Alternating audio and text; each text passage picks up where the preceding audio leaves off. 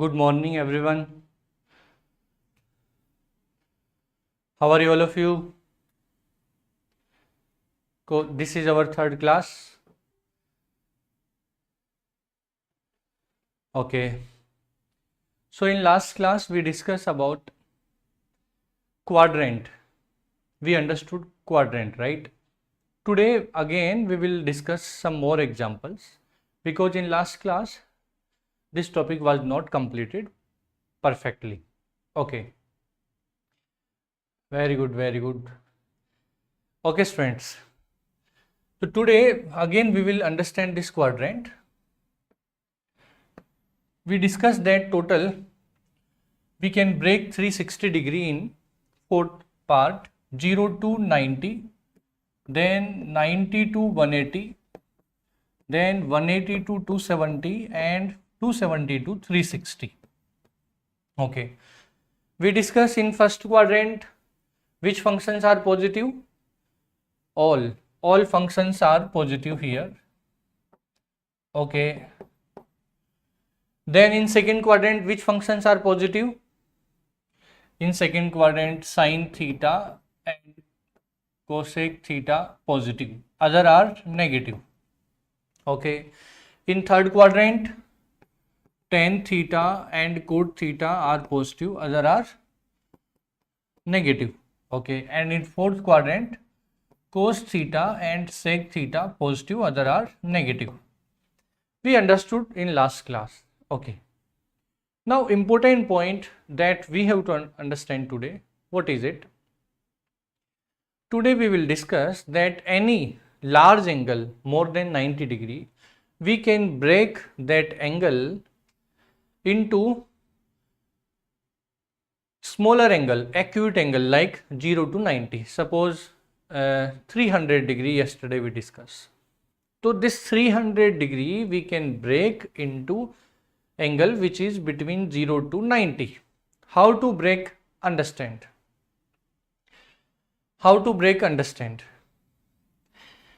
If you are writing any angle by using this horizontal line, if you are writing any angle by using horizontal line, then function does not change. What is the meaning? I will explain. First write this point.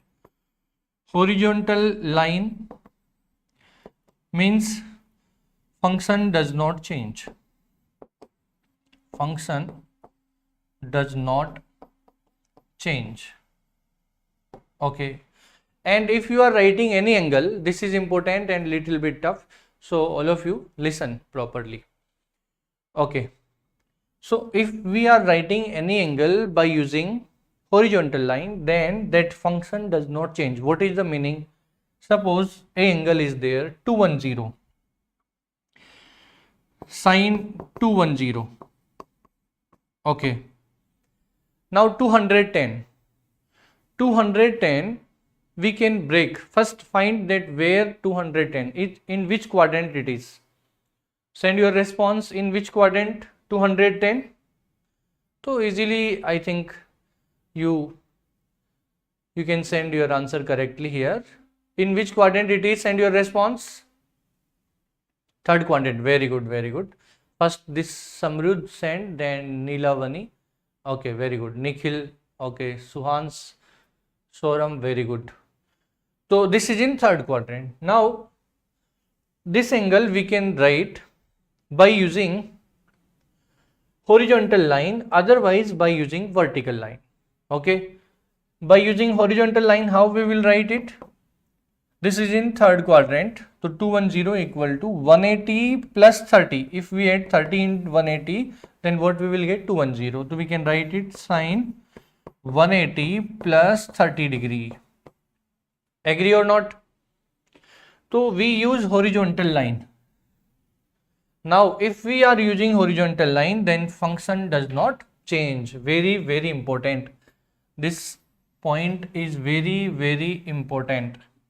Okay. Very, very important. Next,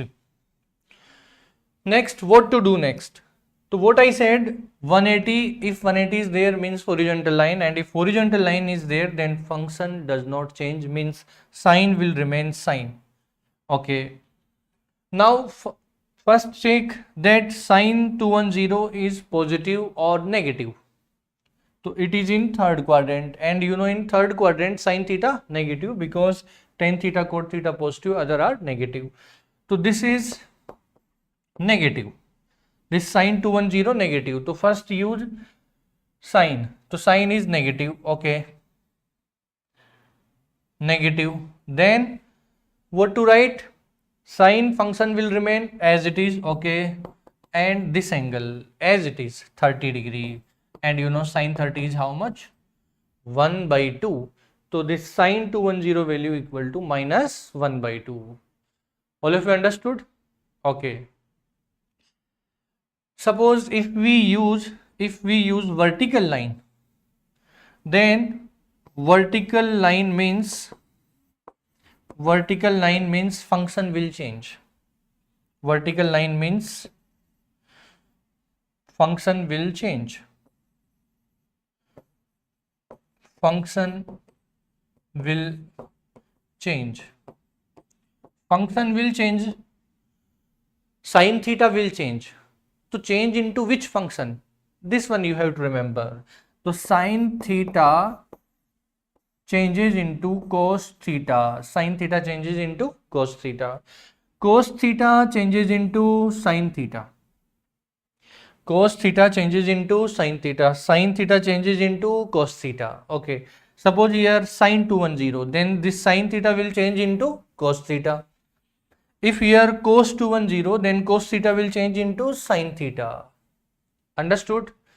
So if we use vertical line, then sin theta will change into cos theta will change into sin theta. Tan theta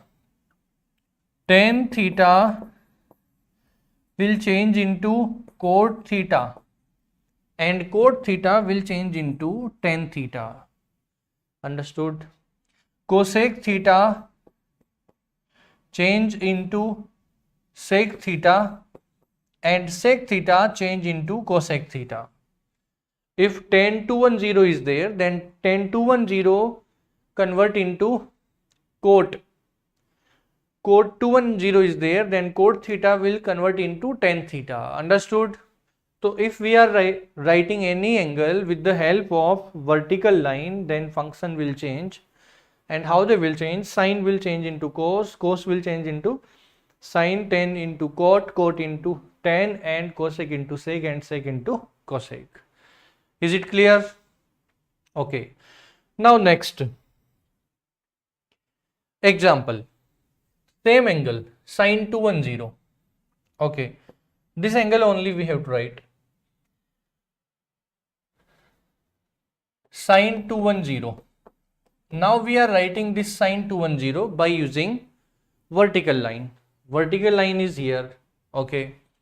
Sine 210 means it is in third quadrant. So if we subtract 60 degree from 270, then what we will get? 210. So 270 minus 60 equal to 210. So we can write this sine 210. Sine 270 minus 60 degree. Sine 270 minus 60 degree. Is it clear? Sine 270 minus 60 is sine 210. Okay, so we use vertical line. If we use vertical line, then sine function will convert into cos function. First point. Second point, here you have to check that sine 210 is positive or negative. So sine 210 is negative because it is in third quadrant. So here negative sign. Understood? Okay. And sine will convert into cos. 270 meaning is what? That sine will convert into cos. And finally this angle is 60. So it is 60. Is it clear? Understood? So sine 210 is minus cos 60, and you know cos 60 value is 1 by 2. Cos 60 value 1 by 2. So sine 210 minus 1 by 2. Value will not change. Here you can see sine 210 minus 1 by 2. Here sine 210 minus. Here also sine 210 minus 1 by 2. So value is not changing. Method can be different. We can solve equation by so many methods, but final answer must be same. So final answer is minus 1 by 2. Understood or not? Okay, one more example. Suppose we have to write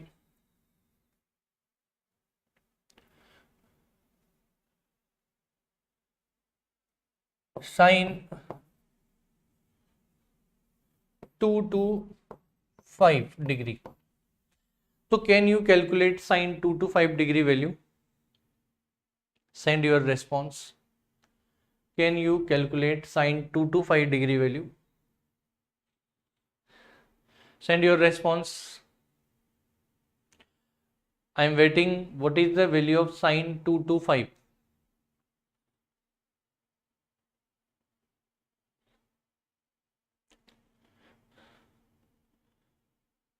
Okay, one student sent correct answer. Yes. Some students are sending 270 minus 45. Are that okay? That okay. But final value, yes, minus 1 by root 2 is correct. Very good, very good. Minus 1 by root 2 is final answer. Yes, correct. Very good. So some students are sending 180 plus 45. Yes, we can write that. But final value I am asking. So sine 2 to 5 is sine 180 plus 45. Yes, it is correct. Okay. So 180 plus 45, which line we are using? Horizontal line. And horizontal line means function does not change. Sign will remain sign. Okay. Now check it is positive or negative. So 2 to 5 means third quadrant. It is negative. So we will use here minus sign. Okay. Then 45 as it is and function does not change. So sine 45. Sine 45 value how much? 1 by root 2. Is it clear? Some students are sending, sir, we can write this sine 2 to 5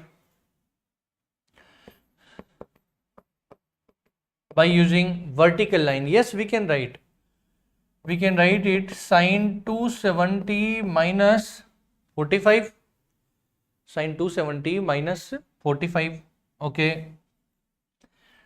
So it is 270 and 270 means function will change. Sine will change into cos. Okay. And check it is positive or negative. This value we have to check. So it is in third quadrant sine theta and in third quadrant negative, to here minus sign. And 270 means function will change. Sine will change into cos and final angle 45. Cos 45 1 by root 2. So yes, many students send correct answer. So I can say you understood. Now I am giving you some questions, 2-3 questions. But today I seen that only some students like our session. Array, like our session, what you are doing, you are giving the correct answers, you understood. To like our session, like should increase to 100. Like the session. Okay. Now I am giving you some questions.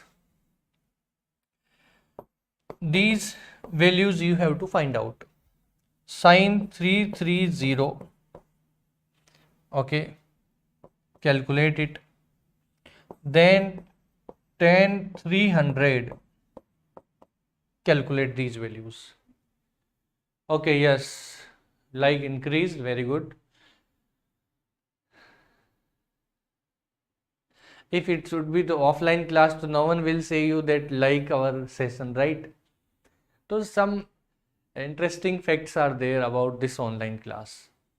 Okay, you are away, you are not in the class, then also you feel attached with us, right? So these are the some beautiful facts about this online class. Okay, now send your answer. So some students are sending minus 1 by 2. Okay, sine 300, one student send minus root 3 by 2. Okay. Okay, so first we will check sine 330. So by using any line, vertical line or horizontal line, you can write this 330. Okay. Now we can, which line we have to use? You can ask, sir, that which line we have to use, which is simple. So actually horizontal line is simple because here we do not have to change the function. So we can write 330 by using horizontal line. Check it is in which quadrant. So 330 is greater than 270 means it is in fourth quadrant. And you know, in fourth quadrant this sign function is negative. So we will use here minus. Okay. And we can break it 360 minus 30. We will get 330. Okay. And final value it is negative. And horizontal line no change. Okay. Sin 30 value 1 by 2. So this is minus 1 by 2. Understood? Now here I seen that some students send minus root 3 by 2. So they did mistake. So you can see here we can write 360 minus 30. Okay. Now this is 360 means horizontal line no change, sign will remain sign only. Okay. And it is negative to negative sign. Sin 30 1 by 2 to minus 1 by 2 our final answer. Okay, not root 3 by 2. Is it clear? Okay. Now tan 300 we can write it again what I said, that use horizontal line. So tan 360 minus 60. Tan 360 minus 60. Okay. And you know tan theta is negative in fourth quadrant. 300 means fourth quadrant, it is negative. Tan theta negative, so final it will be negative. Okay. And final this angle 60, so it is tan 60. So minus tan 60. Okay. So minus tan 60 value you know root 3, so final answer is minus root 3. So final answer is minus root 3. Okay. Final answer minus root 3. Okay friends. So we understood these angles. Now I will ask some questions. These question answer you should give. Okay.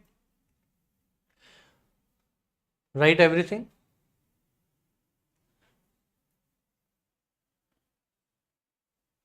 Okay. Now tell me these values. Sin 90 plus theta is how much?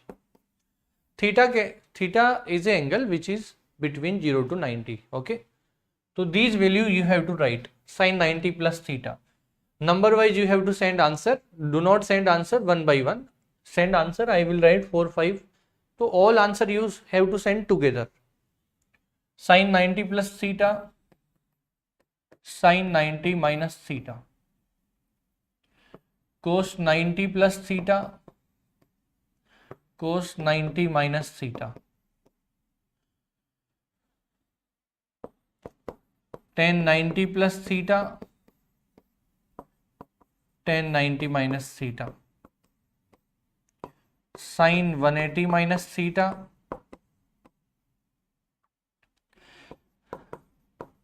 Tan 180 plus theta. Cos 180 plus theta. Send your answers. These all you have to send, and all answer you have to send sequence wise.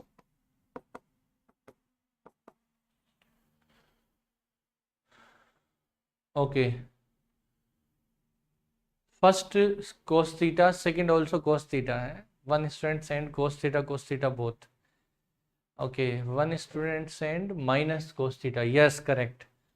Sin 90 plus theta is minus. No, wrong. Minus cos theta is wrong. Why? 90 plus something. 90 plus something means you are in which quadrant? Second quadrant. 90 plus something. And in second quadrant this sign is positive. Okay. So sign positive, so final here positive. And we are using Which line? Vertical. Vertical line means sign will change into cos. So it is cos theta. Okay. Now second, sin 90 minus theta. Again, which line we are using? Vertical line. Sign will change into cos. Now it is positive or negative? 90 minus something. 90 minus something means which quadrant? First. In first quadrant all are positive. So it is positive. So one is friends and both are positive. Yes, that is correct. Both are positive. This is also plus cos theta. This is also plus cos theta. Now this one cos 90 plus theta. Cos 90 plus theta. So in which quadrant this cos theta function is? Second quadrant, because 90 plus something means second quadrant. In second quadrant cos theta is positive or negative? Negative. So we will use here minus sign. Okay. Cos will convert into sine because here which line we are using? Vertical. So it is minus sine theta. Okay. Very good. Most of the students are sending correct answer. Minus sine theta. Yes. Okay. Now cos 90 minus theta. Cos 90 minus theta. So in which quadrant we are? First quadrant. 90 minus something means first quadrant. In first quadrant all are positive. So positive sign. Cos will convert into sine. So it is sine theta. Okay. Now tan 90 plus theta. Tan 90 plus theta, send your answer. Tan 90 plus theta. Tan 90 plus theta, send your answer.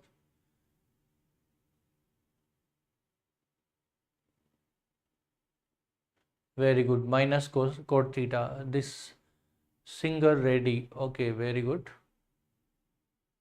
Minus cot theta. Yes. Minus cot theta is correct answer. Very good. This one Sipna, are minus sin theta is wrong na?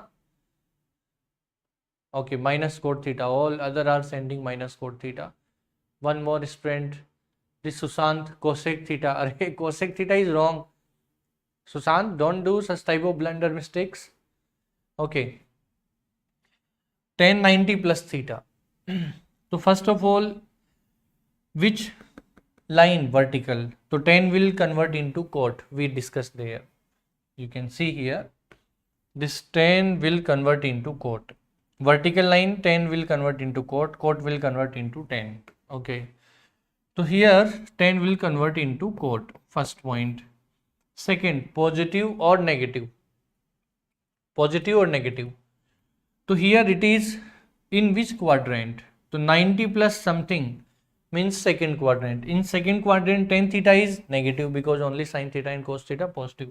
So this value is negative. Understood?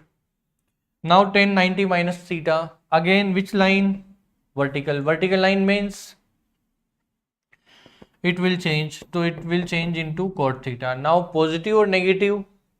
90 minus something means first quadrant, and first quadrant means all are positive. So it is positive. Sin 180 minus theta. Now send your answer. Sin 180 minus theta is how much? Okay, one student send all the answer. Okay. Very good. This Viber, the Viber hai. Okay. Your name is very different, the Viber. But your answers all are correct. Very good. Okay.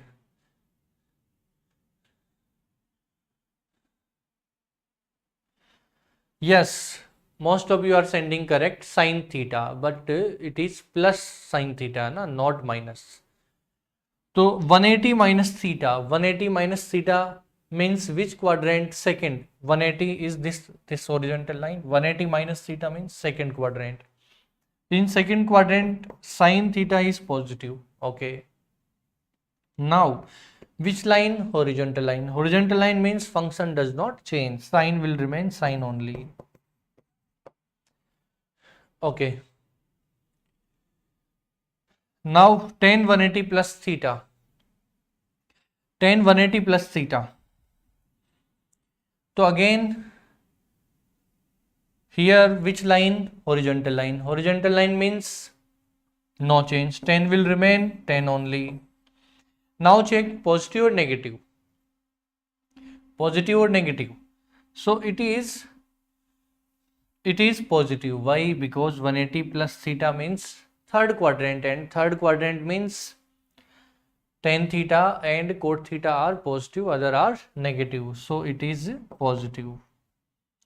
Cos 180 plus theta, cos 180 plus theta, cos 180 plus theta, to which quadrant? Third quadrant. 180 plus something, third quadrant. Third quadrant means cos theta negative, to here minus sign. Okay, which line? Horizontal line. Horizontal line means function does not change, cos will remain cos only. Okay, so we understood all this. Now I can say that you all can find any value, okay, by using these concepts, and correctly you will solve that, I believe, because you all understood. Now I am giving you 3 problems. These are little bit different. So let's see who will correct this. Only those who are minded, they can only solve these questions. Okay, so let's see what I'm writing. Only sine minus theta. This sine minus theta value is how much? This one you have to find out. Similar like that, cos minus theta also, and tan minus theta. These 3 values. These 3 values you have to find out. Sine minus theta, cos minus theta, tan minus theta. Okay, these values you have to find out. Okay, some students are sending their answer. Very good. Vikas, correct. And this Vikas, all answer are correct. Very good. Very intelligent this friend, this Vikas. Okay, and Deepika Maithili, you are also correct. Very good. Jagan, correct. Siraj, no, not correct. Okay, and this Manav, very good, correct. Okay, and this Chakri, your answer only one is correct, last third is correct, other are wrong. Okay, this Viber, again the Viber, correct, all are correct. What is your real name, the Viber? Send your real name also. Okay, so some students, yes, they are very good. Madhu, first and third is correct, and second is wrong. Okay, so let's see how to solve them. Understand, sine minus theta. Okay, so first of all, we don't have sine minus theta. How to find? We don't have any concept, but actually we can write this sine minus theta. How? We can write it like this: sine 0 minus theta. Agree or not? Can we write sine 0 minus theta? 0 is nothing, na? Right or not? Right or not? We can write here 0. 0 means nothing. Okay. Here also we can write it cos 0 minus theta, and here we can write tan 0 minus theta. Agree or not? Agree or not? So now what to do? Why we wrote it 0 minus? We discussed now, this is 0, है ना? This is 90, this is 180, this is 270, and this is 360. So 0 plus theta, understand, 0 plus theta means you are in first quadrant. है ना. First quadrant 0 plus theta means first quadrant, and 0 minus theta means fourth quadrant. Agree or not? Agree or not? 0 plus theta first quadrant, 0 minus theta fourth quadrant. Agree or not? So we can write this minus theta like this: 0 minus theta, 0 minus theta, here also 0 minus theta. Right?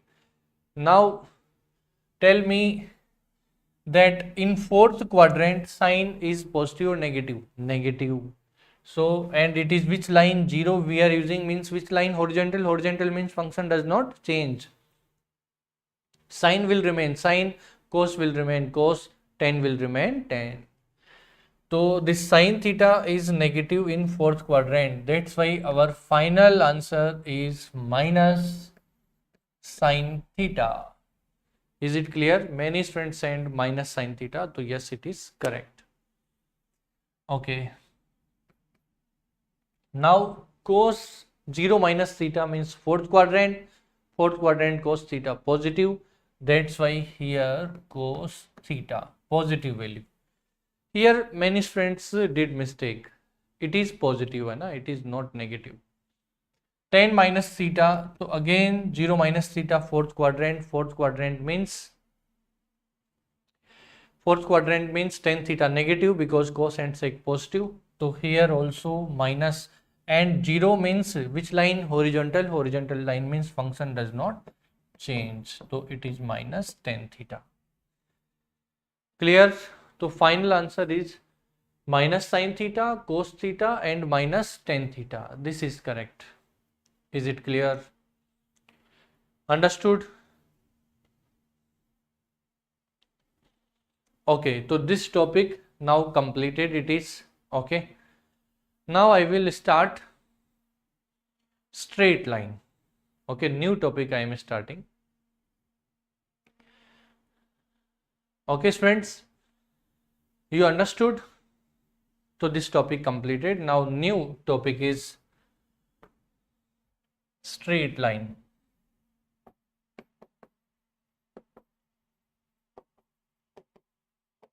Straight line graph. Okay. So you all know straight line, right? It is not new for you. These all are what? Straight line. This is what? Straight line. Right or not? So here actually straight line we know, but what extra we have to know here? Extra is what? Equation of straight line and its graph according to the equation. Equation means which relate position. Suppose this is a straight line. What is changing here? If we move this side, x will change. If we move this side, y will change. Agree or not? So x and y both coordinate will change. So straight line is the relation between x and y coordinates. Is it clear? Straight line, what is a straight line? It is the relation between x and y coordinates. Okay. So what is the equation of a straight line? Equation of straight line is, this equation you have to remember, it is y equal to mx plus c. Y equal to mx plus c. Is it clear? Y equal to mx plus c. This is what? This is equation of a straight line. Okay. Now, in this equation, already I explained you what is a straight line in which two coordinates are related, like x and y or y and z, right? Okay. We are talking about a planar straight line. So here y and x are related.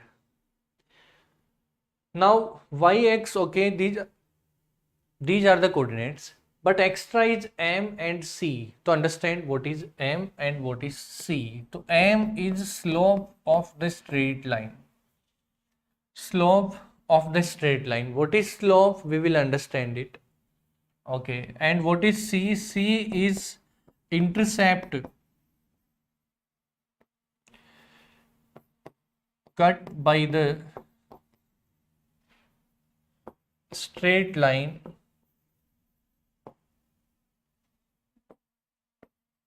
on y-axis.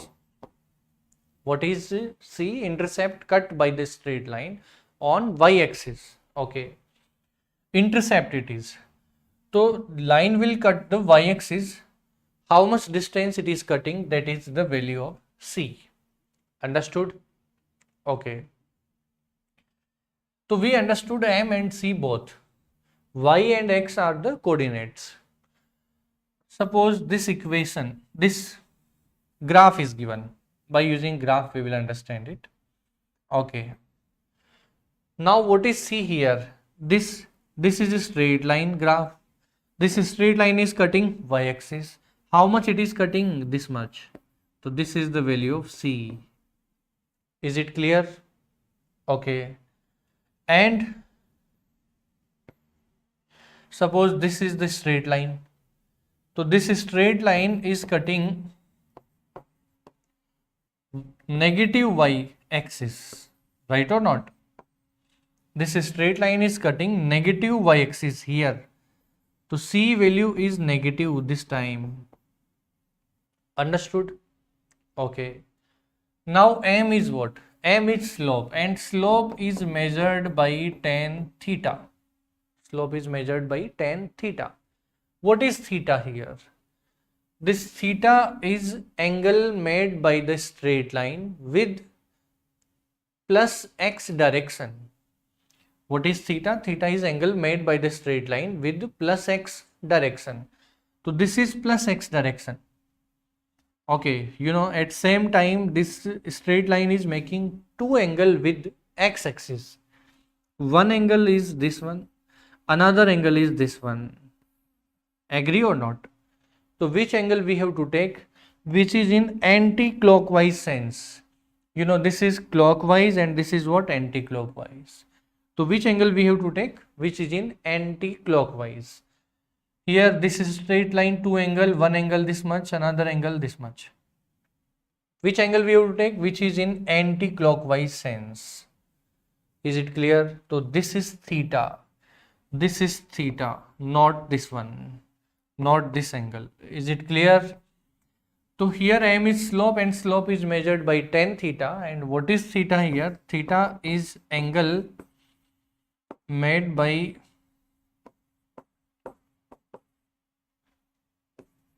straight line with plus x direction in anti-clockwise sense. In anti-clockwise sense. Understood? Okay. So we discuss equation of straight line. Then here two quantities are new, M and C. What is M? M is slope, which is tan theta. Theta is angle made by the straight line with plus x direction in anti-clockwise sense. Okay.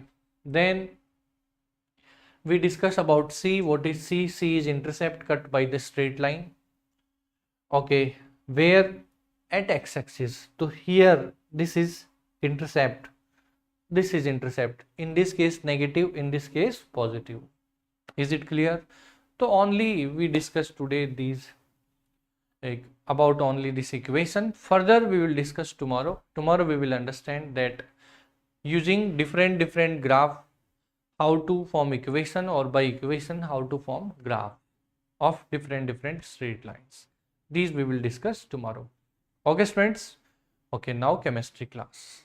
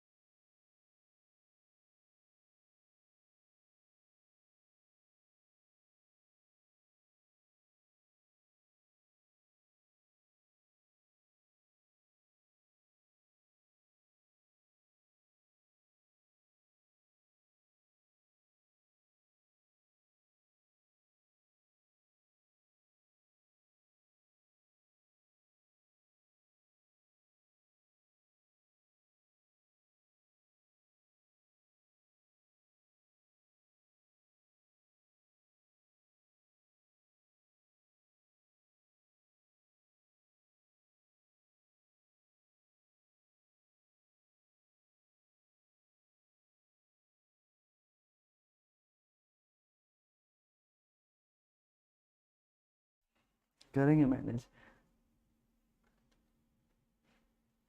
One second.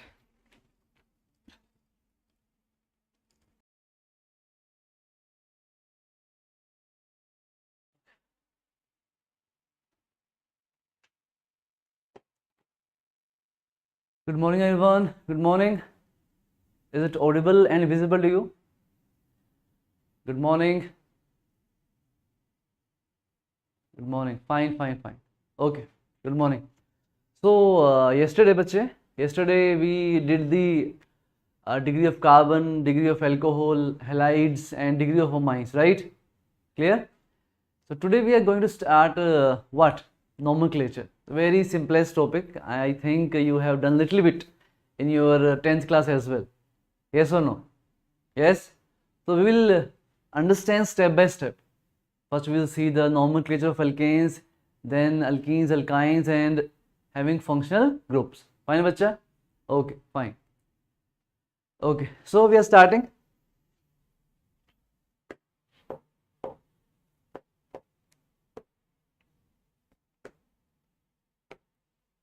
Okay, bacha, so let us start. Nomenclature, right?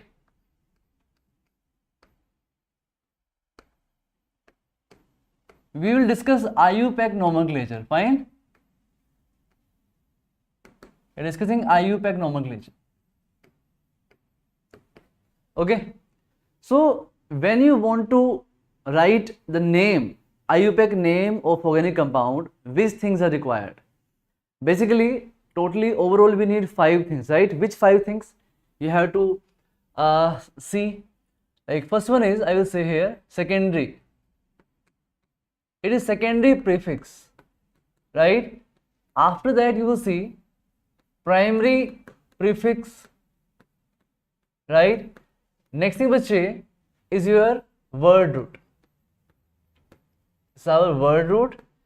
And next one I will say it is our primary suffix. You know what is suffix? Suffix means which comes later. Okay? And next is secondary suffix. It is our secondary suffix, right? So these are total 5 things which will include the naming of all of your organic compounds. Right, bacha? Suffix means which comes later, whereas prefix means which comes earlier. Like something which is coming before word root, I am calling it prefix, and that thing which is coming after word root is what?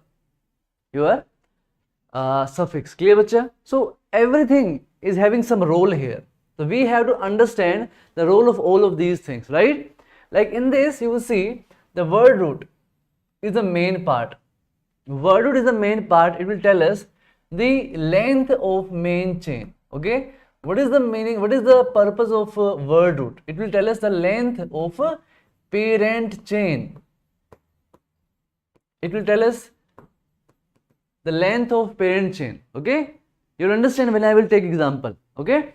Next thing is primary suffix will tell you that our compound is a ane, ene or ine. Means it is having carbon-carbon single bond, double or triple, right?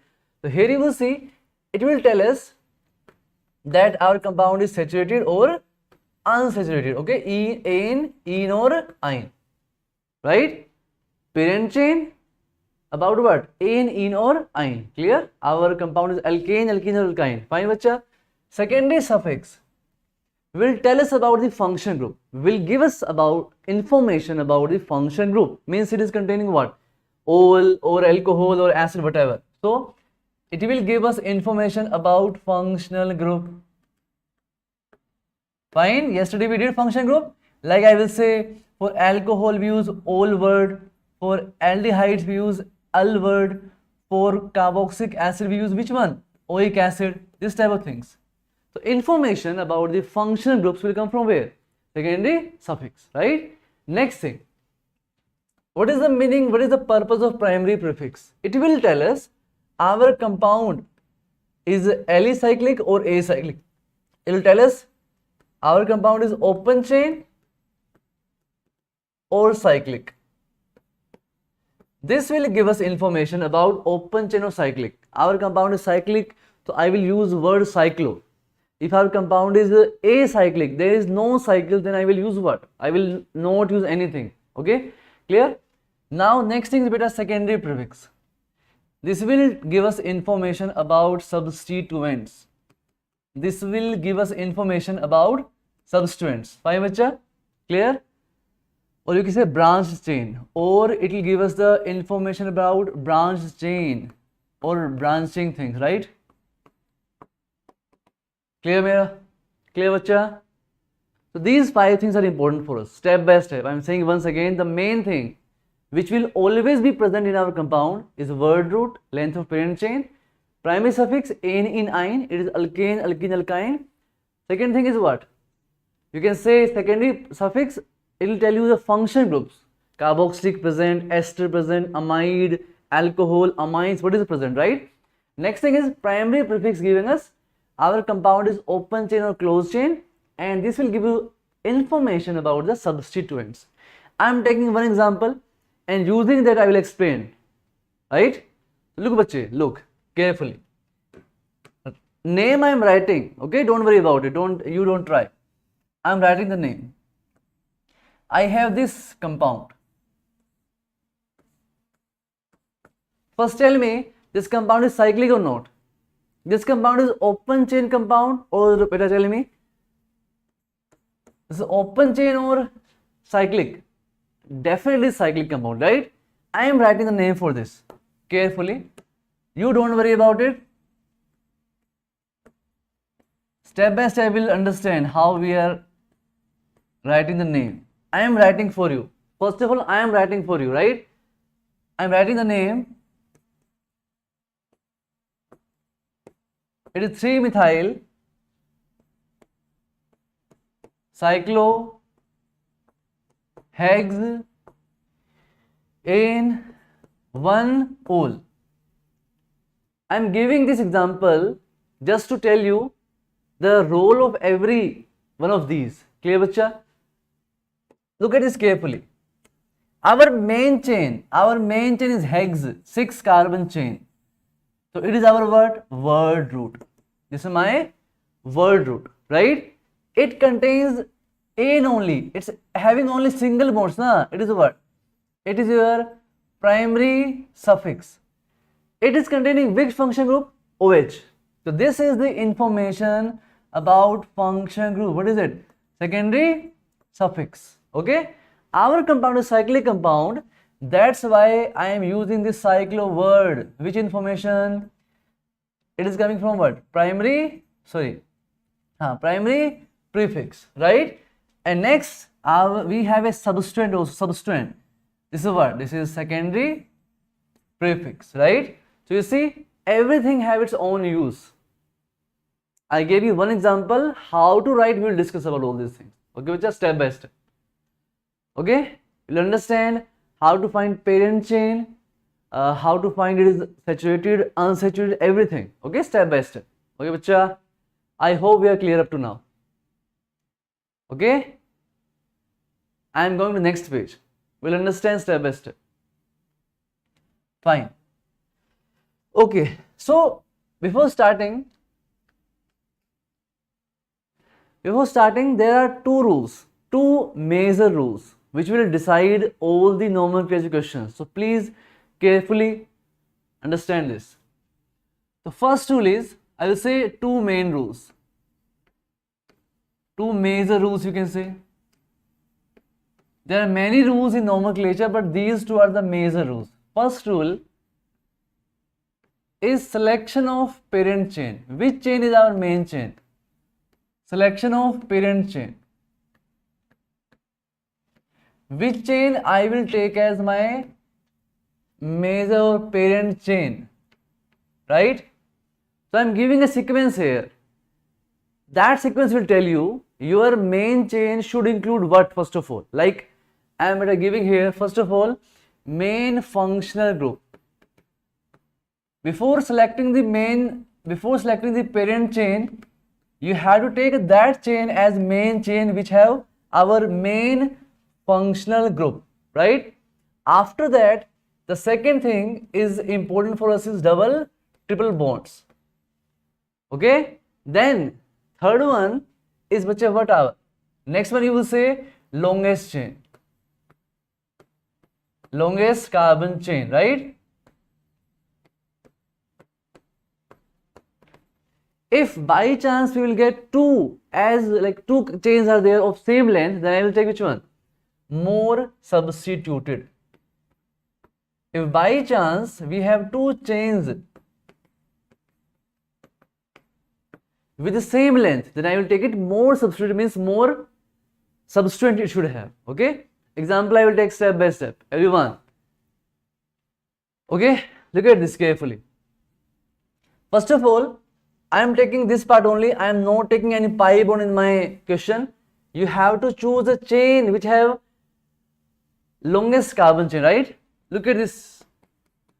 I am having this one, right? And here I am going here. I should take straight chain as my main chain, or I should take this as my main chain, or I should take this as my main chain. Tell me. Which chain should be my main chain? Which chain I should take as my main chain? Right, everyone? I should take straight chain, I should take this one or this one. Right? Straight, straight, straight. Right, right, right. Very good. Why I am taking straight as my main chain, bacha? Look at this. If I will take this as my main chain, so how many carbons coming? 1, 2, 3, 4, 5, 6, 7. If I take something else, 1, 2, 3, 4, 5, 6. 1, 2, 3, 4, 5, 6. So I should take that chain as my main chain, which is containing more number of carbons, right? In this there is no pi bond. In this there is no pi bond here. So we will not think about these things, right? I will not think about these things. For here, length is more important. Fine. Next what I am asking, look at this carefully. Carefully give the example.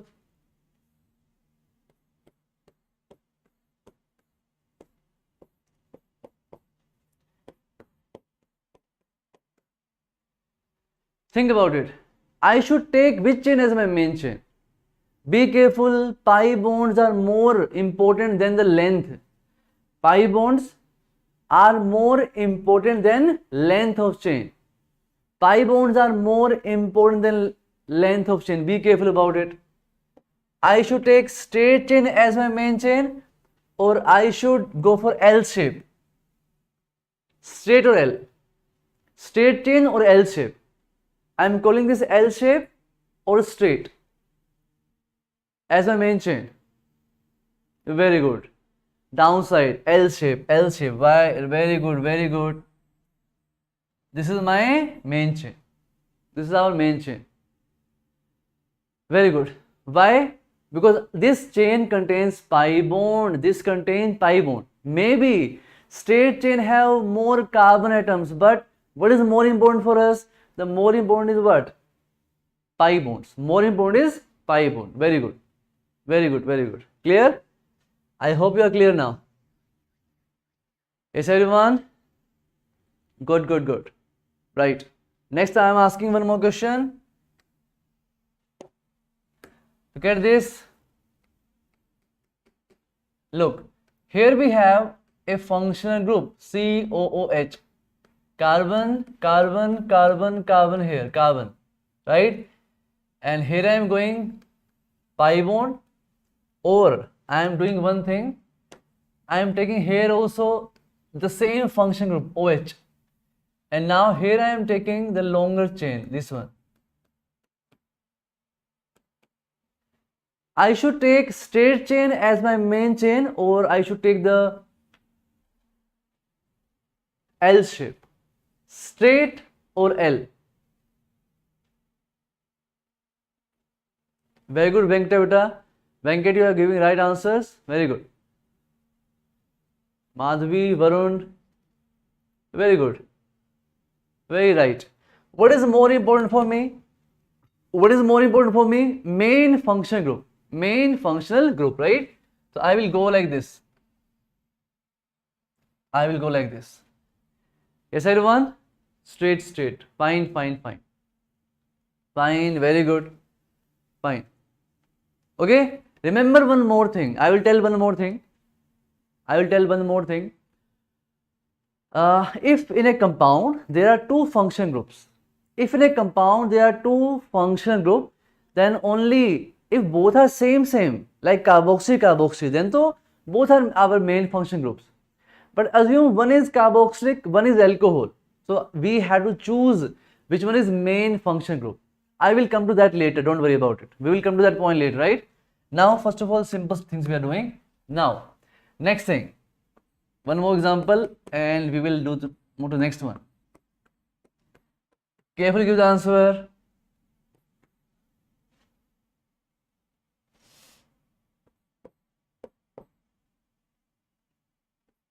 Okay, fine. Tell me, I should take straight chain as my main chain or L beta? Straight or L? Straight or L? If you count carbons in the straight chain, how many carbons are there? Count. 1, 2, 3, 4, 5, 6. 4 and 5, 6. In L also how many? 1, 2, 3, 4, 5, 6. But L is also 6.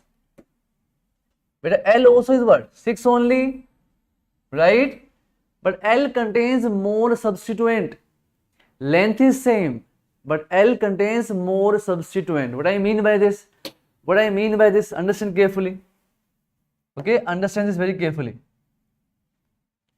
If you go here in straight way, if you're going straight away, you're having only one substituent. But in L shape, how many substituents?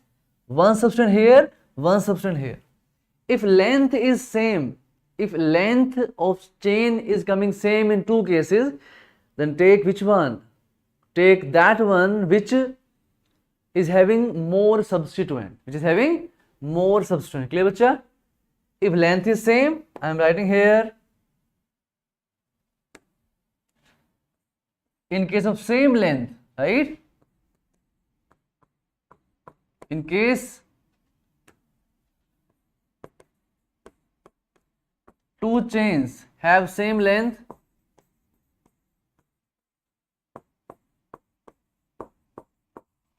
choose more substituted.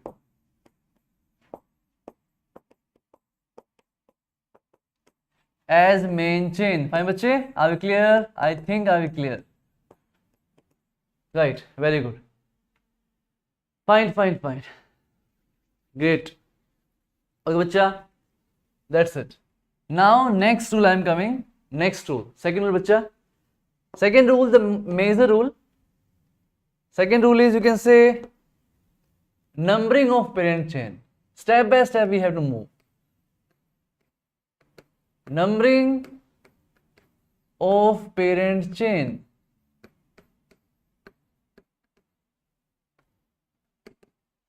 First we have chosen the parent chain. Now we will do its what? Numbering. Clear, bacha? Come to that. Numbering of parent chain. Again, priority wise, if we check, I will go for main functional group. Is important for us. Main functional group.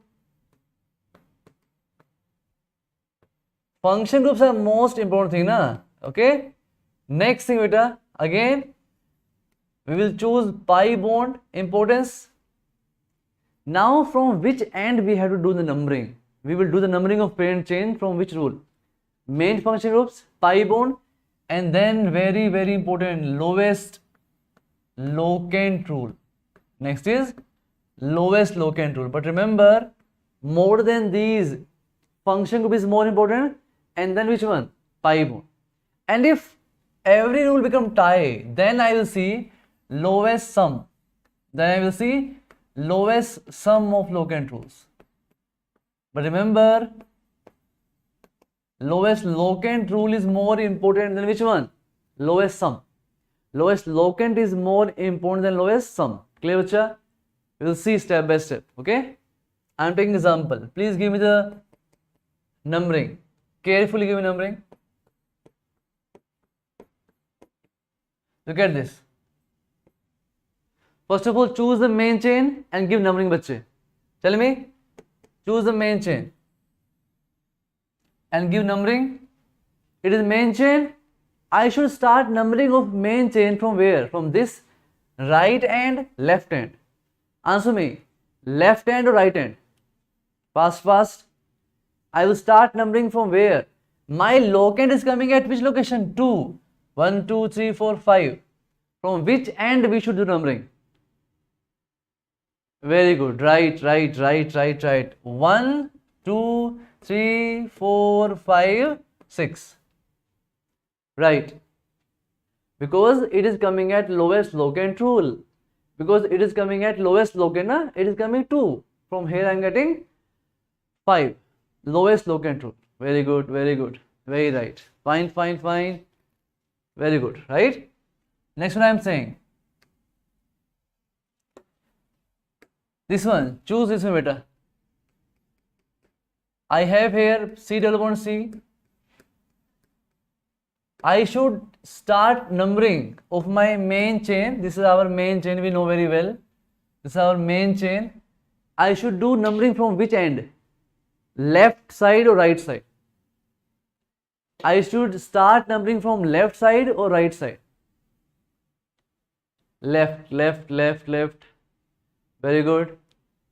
Why left? Because pi bond is more important. 1, 2, 3, 4, 5, 6. Very right. Why? Tell me why. Because pi bond is more important than which one? Locant rule or any substrate, right? Now, next one. We are moving to this picture. We are having here C. Imagine I have OH here. OH, carbon, here carbon. Tell me now. I should start numbering from which end? Left to right. I should start numbering of this from which end? Left to right.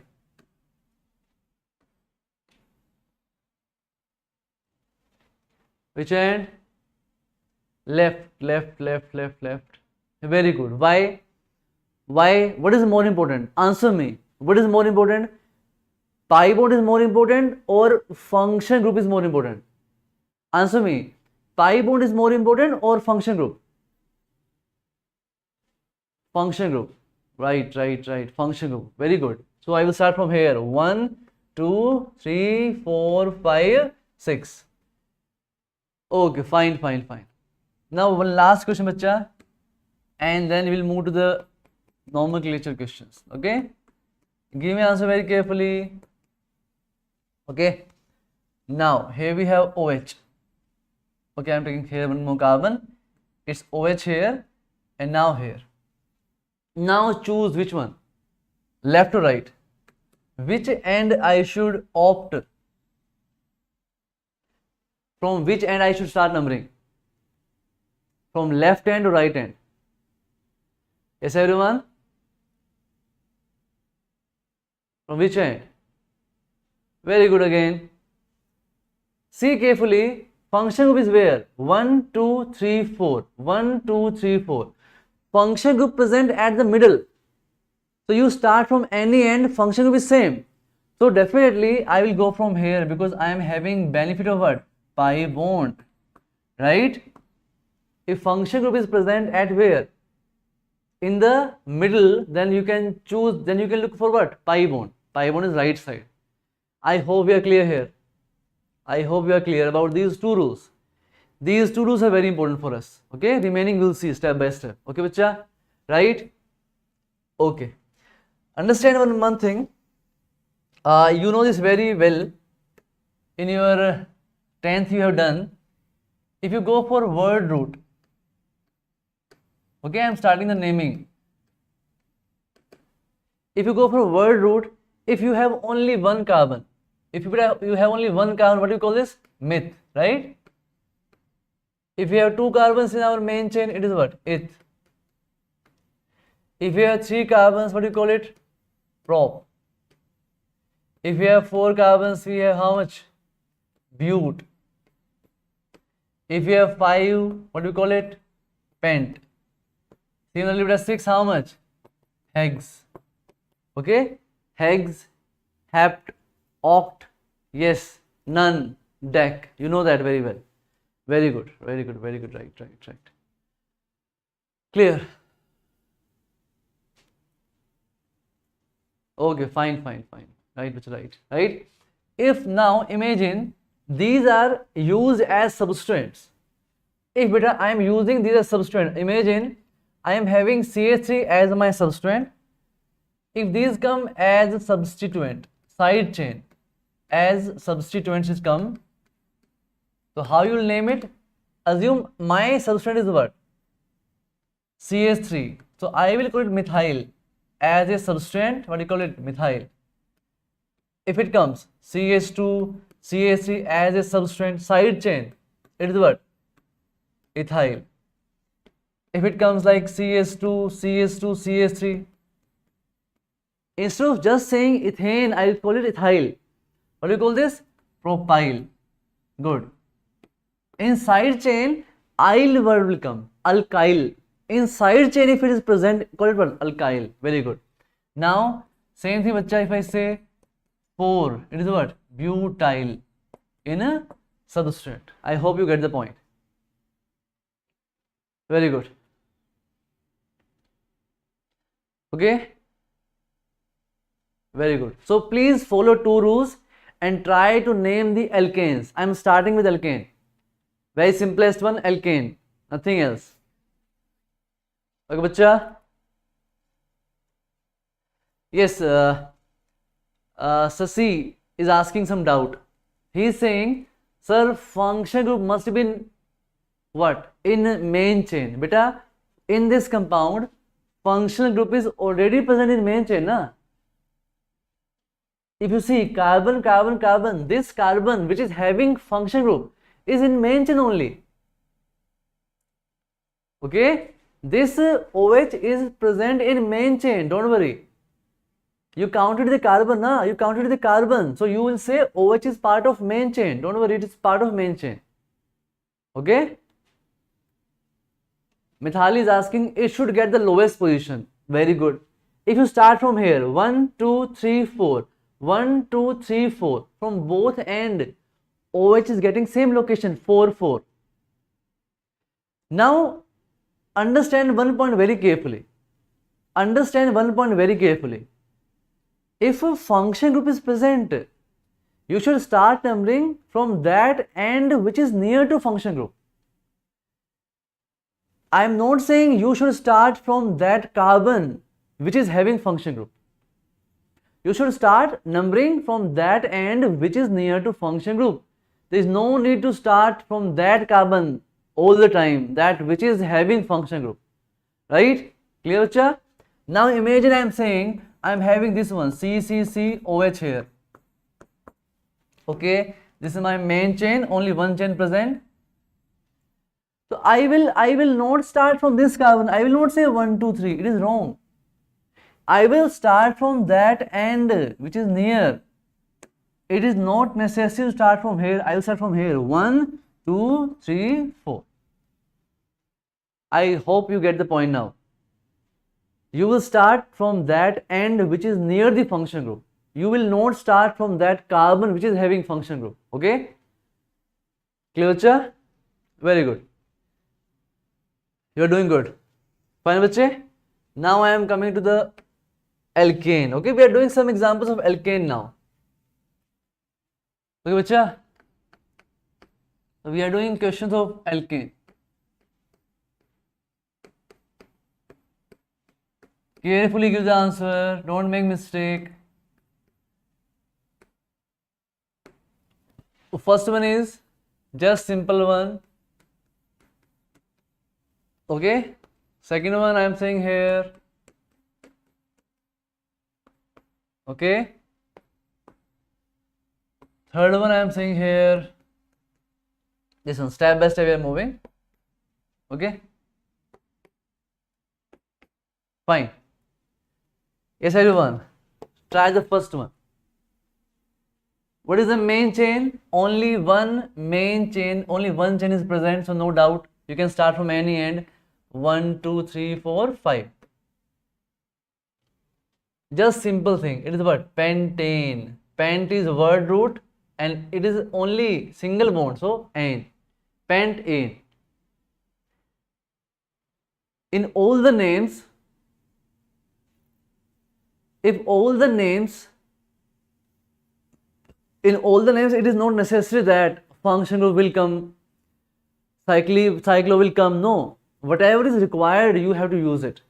In this only, I'm only using what? Word root. This is my word root, and this is my what? This is word root.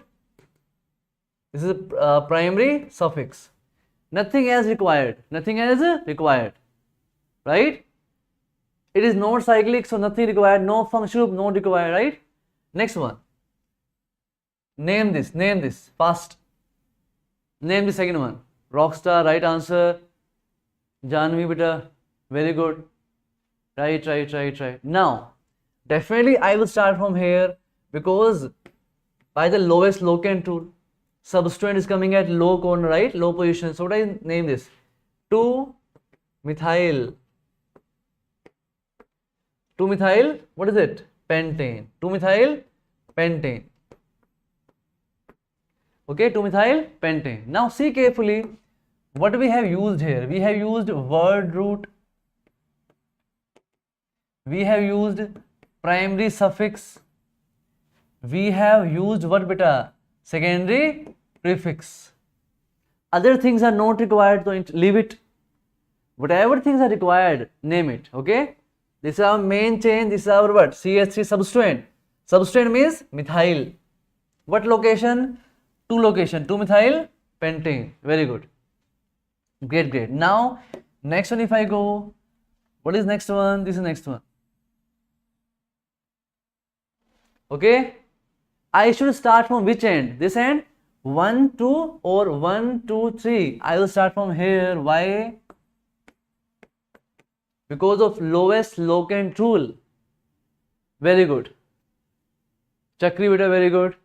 Rockstar doing good. Swati doing good. Everyone is doing great. And everyone is giving answer. It's a very good thing.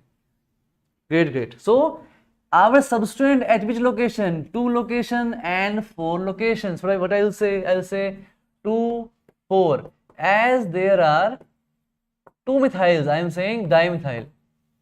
2, 4 dimethyl hexane. 2, 4 dimethyl hexane. Very good. I am saying once again. What is this? This is your secondary prefix. This is your word root. This is your primary suffix. Okay. Whatever we need, you have to use accordingly. Whatever we need, we have to use accordingly. Fine, bacha? Very good. Fine. One more question I am giving here. Answer me.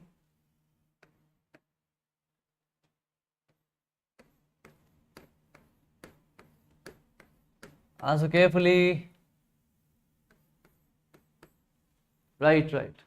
Right name for this. Yes, everyone.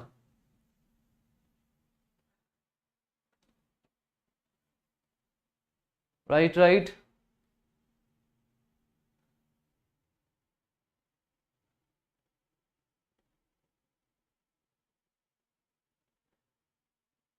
Beta Samrudh beta, primary prefix we use only when cyclic will come. When compound will be cyclic, then we can use primary prefix. Otherwise, no use. Okay? Otherwise, no use. 4 dimethyl heptane. No. See carefully. It is not methyl. It is ethyl. Yes, beta. It is our main chain. Okay? 1, 2, 3, 4, 5, 6, 7. Or you can say same thing. What is the name of this substituent? If you see carefully, how many carbon? 2 carbon in straight chain. 2 carbon in straight chain. It is ethyl. Its name is ethyl. As a substituent, its name is ethyl, right? Rectify your answer now. Some students are doing great. Look at this. I am calling it 4-ethyl. 4-ethyl, right? How many? 7 heptane. Heptane. 4-ethyl heptane. 4-ethyl heptane. Very good. There is no need to say di-ethyl beta, just ethyl. Just ethyl. Why you are keeping di?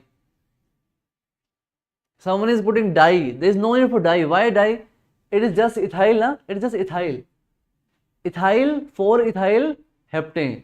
4-ethyl heptane. Okay? Good, good. 4-ethyl heptane. Very good. One more question I am giving. Okay? So before that,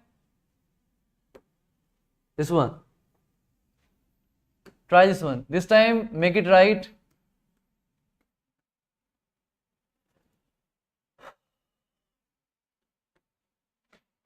Don't make mistakes this time. Don't make mistake this time. Give me answer fast. 1, 2, 3, 4, 5, 6, 7, 8. Tell me its name. Exactly same. Substrate is ethyl. CC is a substrate, so it is ethyl. Okay? Right, right. 3-ethyl octane, Chakri, Tarpan, very good. Smrudh, very good, very good, very right, very right. Yes. What is it? Name is 3-ethyl. 3-ethyl octane. Very good. 8 carbons in main chain, 3-ethyl octane. What is it? If you see step by step, what is it? Secondary prefix. Word root. What is it? Primary suffix.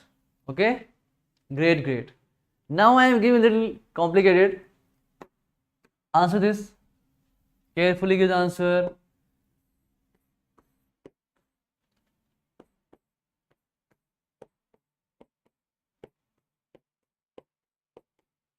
Look at this. This is our main chain, and this time it have 2 substituents. I will start from here because lowest locant rule. I have 2 substituents. We have 2 substituents. One is methyl, one is ethyl. We have here 2 substituents. One is methyl, one is ethyl. Right, right. Get the answer.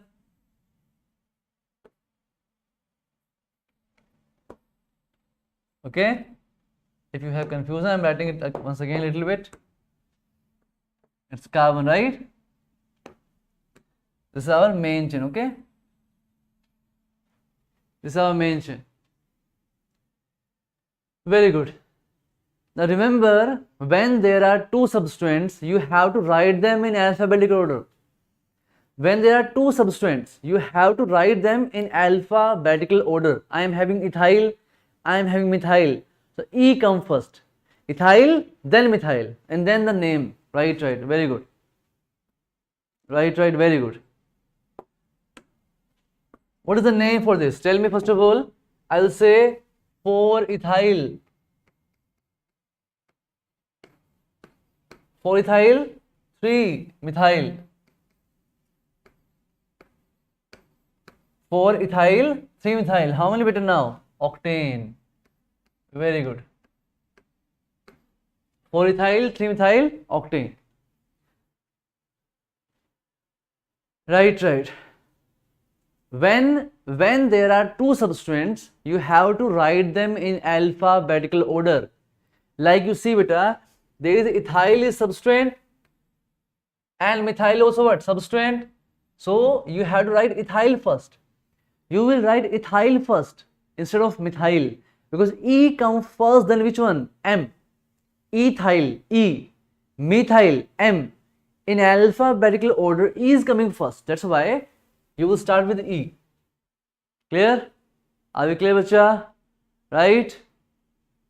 Okay, fine, fine. Now same thing I am giving once again. Carefully give the answer. Be careful.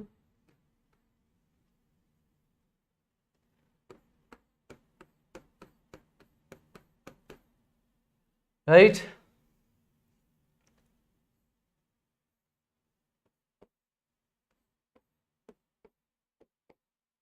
Okay, this is our main chain.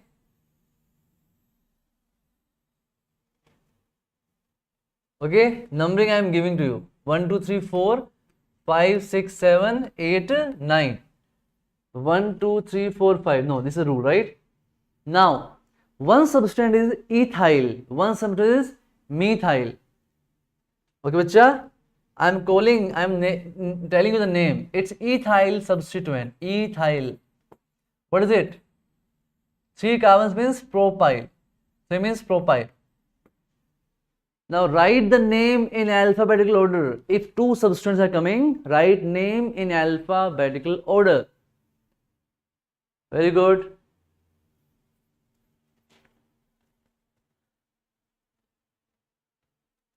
Right. Very good. Fine.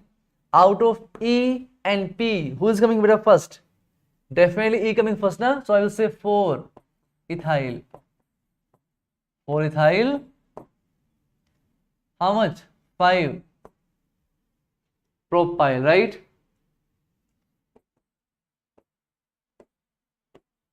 What is it? How many beta? None. 9 means none. It is none. Clear, bacha? Are we clear? 4 ethyl, 5 propyl, none. Very good. Right. Clear, bacha? Okay, one last question for today. One last question for today. Tomorrow we'll see questions from PDF, right? Look, bacha, look at this. If you give this question right answer, that means you know the topic. Now, 2 methyl groups are present on same carbon. So carefully give the answer. It is our main chain. 1, 2, 3, 4, 5. How I will name it? Well, very good. 2 dimethyl. If substrate are same, then call it dimethyl. 2 dimethyl pentane. 2 dimethyl pentane. Fine. Very good. I hope we are clear. Okay, so tomorrow we'll do questions from alkane. Okay, and then from alkynes also. Okay, everyone. I hope this was helpful for you. So don't forget to subscribe and like, right? And don't forget to fill the form also, right? In the description. Okay, bacha. Bye. See you tomorrow. Tomorrow we'll do questions from alkynes also. Okay. Bye.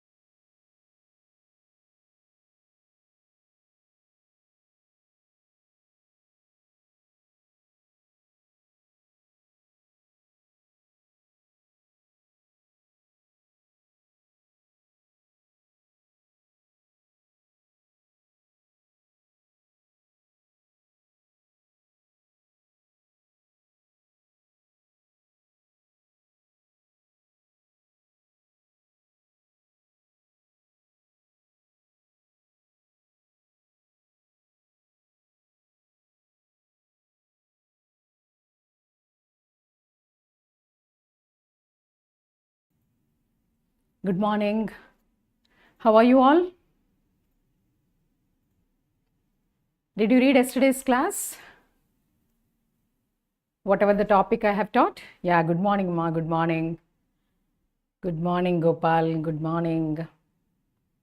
Jayashree, good morning. ASR, good morning. Butterfly. Oh, butterfly. Okay, good morning. Good morning, all of you. Very, very good morning. How are you all? Yeah, I am fine. I am fine. Movie Plus. Oh, it's so good to know. Movie Plus. Okay. Did you all attend the class yesterday? Yeah. Okay. So yesterday we had completed the prokaryotic cell. I don't want to ask the questions yesterday because I was giving the first lecture for you. So I couldn't interact much with you all. So today let us hope I will be doing the more clarification of your doubts and all.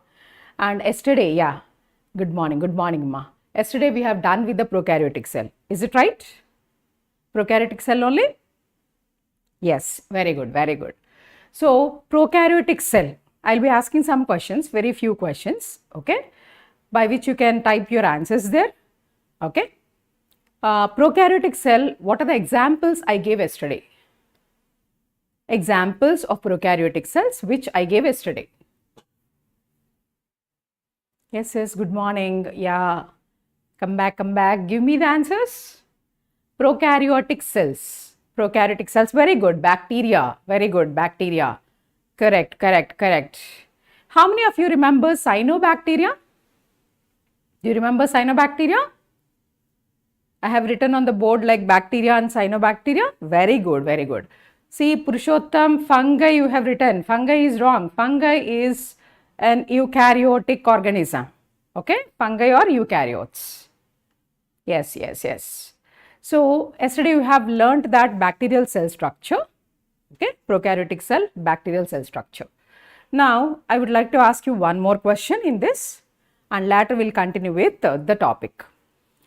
So, now I would like to ask you one simple question. Yeah, cyanobacteria, Jayashree, correct. Cyanobacteria are also prokaryotes. Name the structure of bacteria, okay, which gives them the name prokaryotic cell. The main structure of the bacteria which gives the bacteria that it is a prokaryotic cell. What is it? Find out among the given options.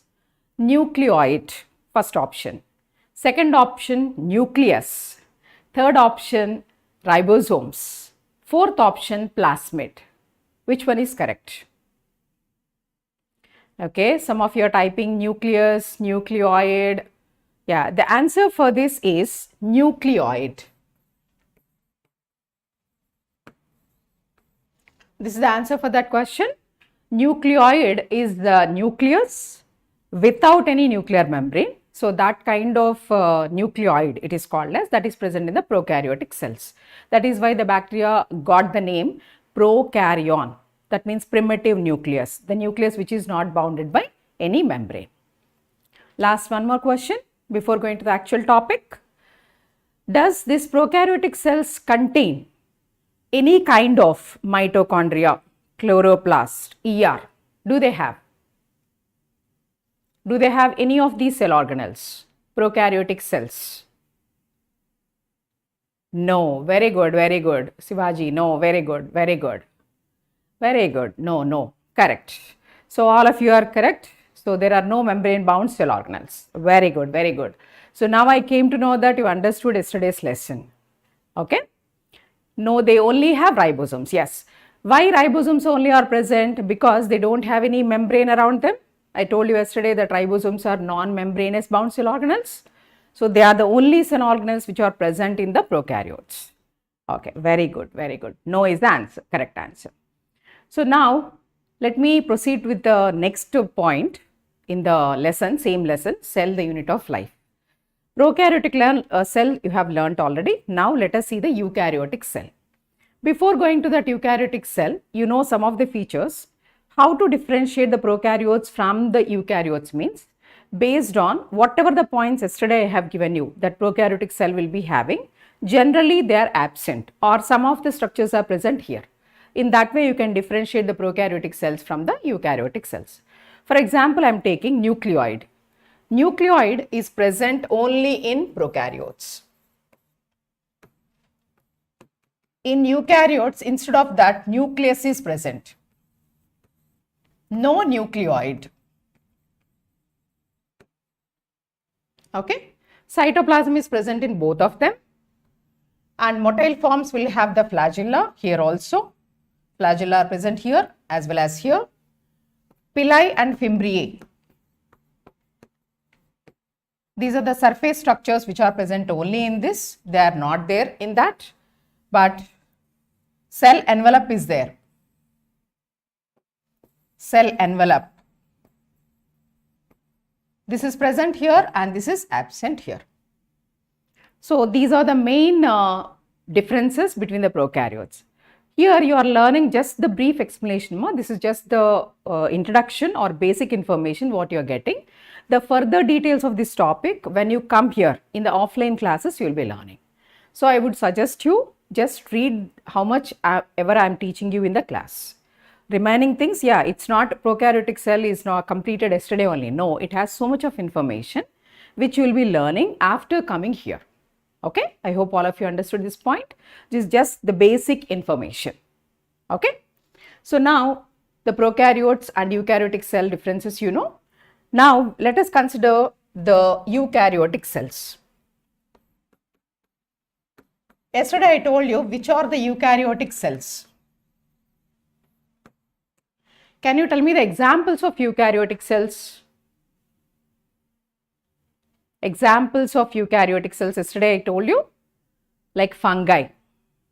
Yeah, any other things which have nucleus, correct. Examples I am asking, examples of eukaryotic cells. Very good. Animal cell, yes. Tanmaya, very good. Fungi, very good. Plants, humans, very good. Fungi, animal cells, very good. So eukaryotic cells are from fungi, they are algae, then plants and animals. Today our topic is in the plant cell and in the algal cell and in the fungal cell, what is the outermost structure, outermost cell structure? What do they have? You know, in all these three, cell wall is present. The common character which is seen in all these three, algae, fungi and plants, is they contain cell wall. You know that animals, they don't have the cell wall. So here let us see, in these organisms, cell wall is outermost structure and this cell wall is present in them and it is made up of different kinds of materials. Let us see the first, the cell wall structure. Yesterday in the cell envelope you have learnt that the outermost one is the glycocalyx in the prokaryotes. Next, inside one is the cell wall. Inside one, from outer side to inside, this is the plasma membrane. This is what you have learnt yesterday. Am I correct? This is what you have learnt yesterday in the cell envelope of prokaryotic cells. We have got from outside glycocalyx, then cell wall and plasma membrane. Glycocalyx is having the capsule.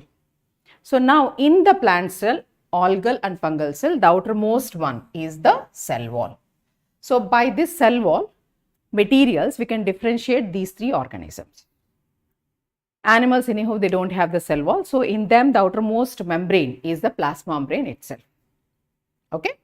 Now let us see the cell wall structure.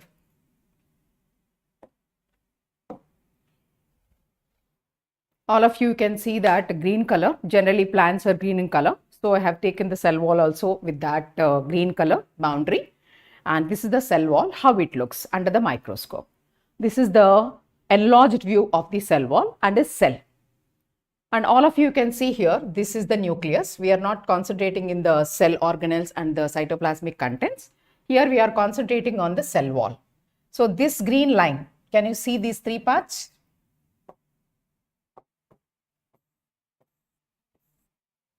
I hope all of you can see these three parts.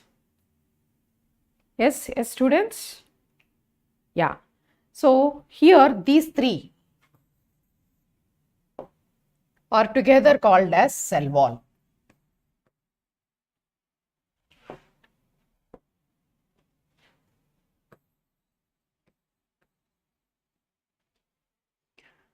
So cell wall is made up of, you can see that diagram and you can tell me, cell wall is made up of how many layers? Cell wall is made up of how many layers? You can see the diagram and you can tell me. Very good, 3, very good. Sairaj, very good. 4, Dikshita, see properly. This is cell, not cell wall. So how many layers are there? Very good, very good, very good for giving the answer. Very good, 3 layers. So all of you can see that 3 layers are there. The first one is the middle lamellum. Middle lamellum is the first one. Very good. From outside to inside we are going again. Okay. The outermost one is the middle lamellum and the second one is primary wall and the third one is secondary wall. So when you draw the diagram in the cell wall, the outermost layer which connects the two cells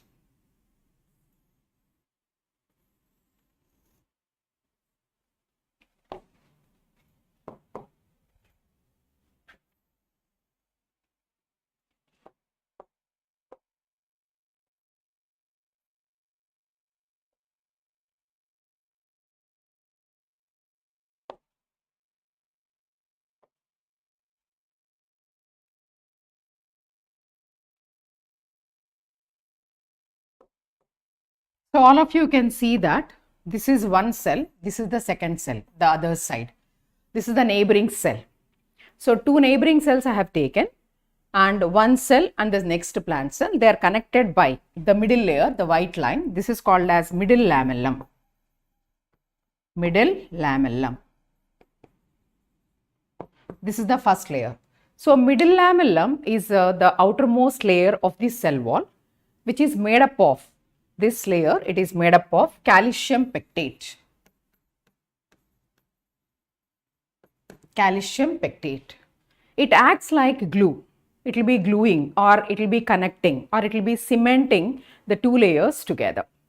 The 2 cells will be connected together because of the middle lamellum, which is made up of calcium pectates. So what is the main material with what the middle lamellum is made up of? Calcium pectate. So this is the cementing layer and it will be connecting the 2 cells together. Okay, that is about the middle lamellum, which is the outermost one. Then next layer, internal to that we have the primary wall. This yellow color one, this is the primary wall, second one. Primary wall. Always on the inside of the middle lamellum only, the primary wall is formed. Always it is formed on the inside. And primary wall generally, I am taking the plant cell because this is the plant cell I have taken. So in the plant cell, the primary cell wall is mainly made up of cellulose. The materials which are there in the primary cell wall are cellulose, hemicellulose, pectin and proteins. So primary cell wall is made up of 4 materials, mainly cellulose, hemicellulose, pectin and proteins. So this is always formed on the inner side of the middle lamellum. Okay. So primary wall, it is formed on the inside of the middle lamellum and it is formed as a first layer from the cell wall. You know, middle lamellum is connecting the 2 cells together, but that is not the first formed one. The first formed wall layer, cell wall layer, it is called as the primary wall. From here the cell wall will begin. Though middle lamellum is the outermost one, the first formed wall layer, because middle lamellum it is not called as middle wall or something. They did not give the name as wall. So they have given simply the primary wall is given the name. So the first formed wall layer, cell wall layer is the primary wall. and it is formed generally on the inside of the middle lamellum always. And then inside the primary wall we have one more layer which is called as secondary wall. In the secondary wall, this green one is a secondary one, secondary wall.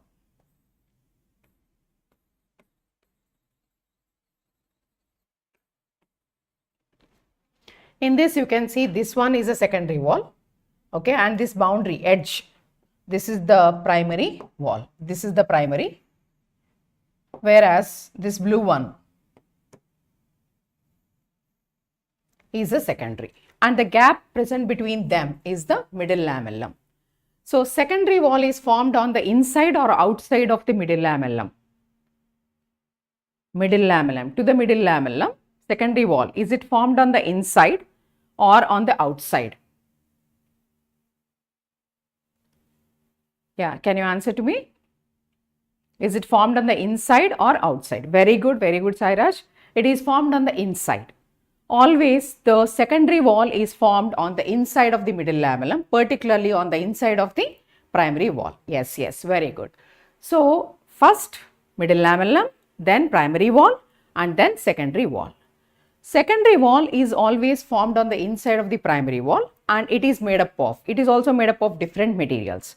In this, the materials which are forming the secondary wall will be lignin and suberin.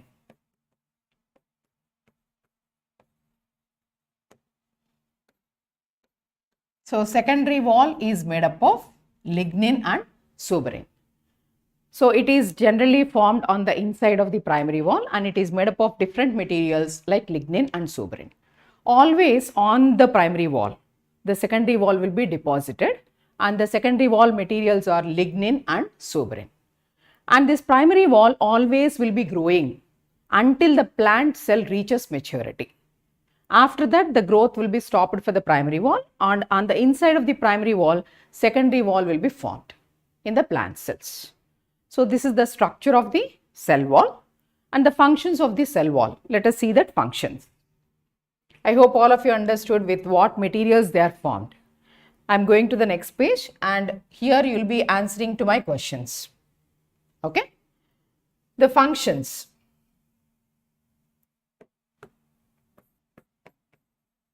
Functions of cell wall.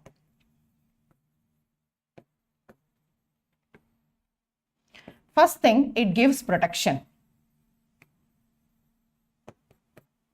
Okay, it will be giving the protection from the external environment, from different organisms, from different animals.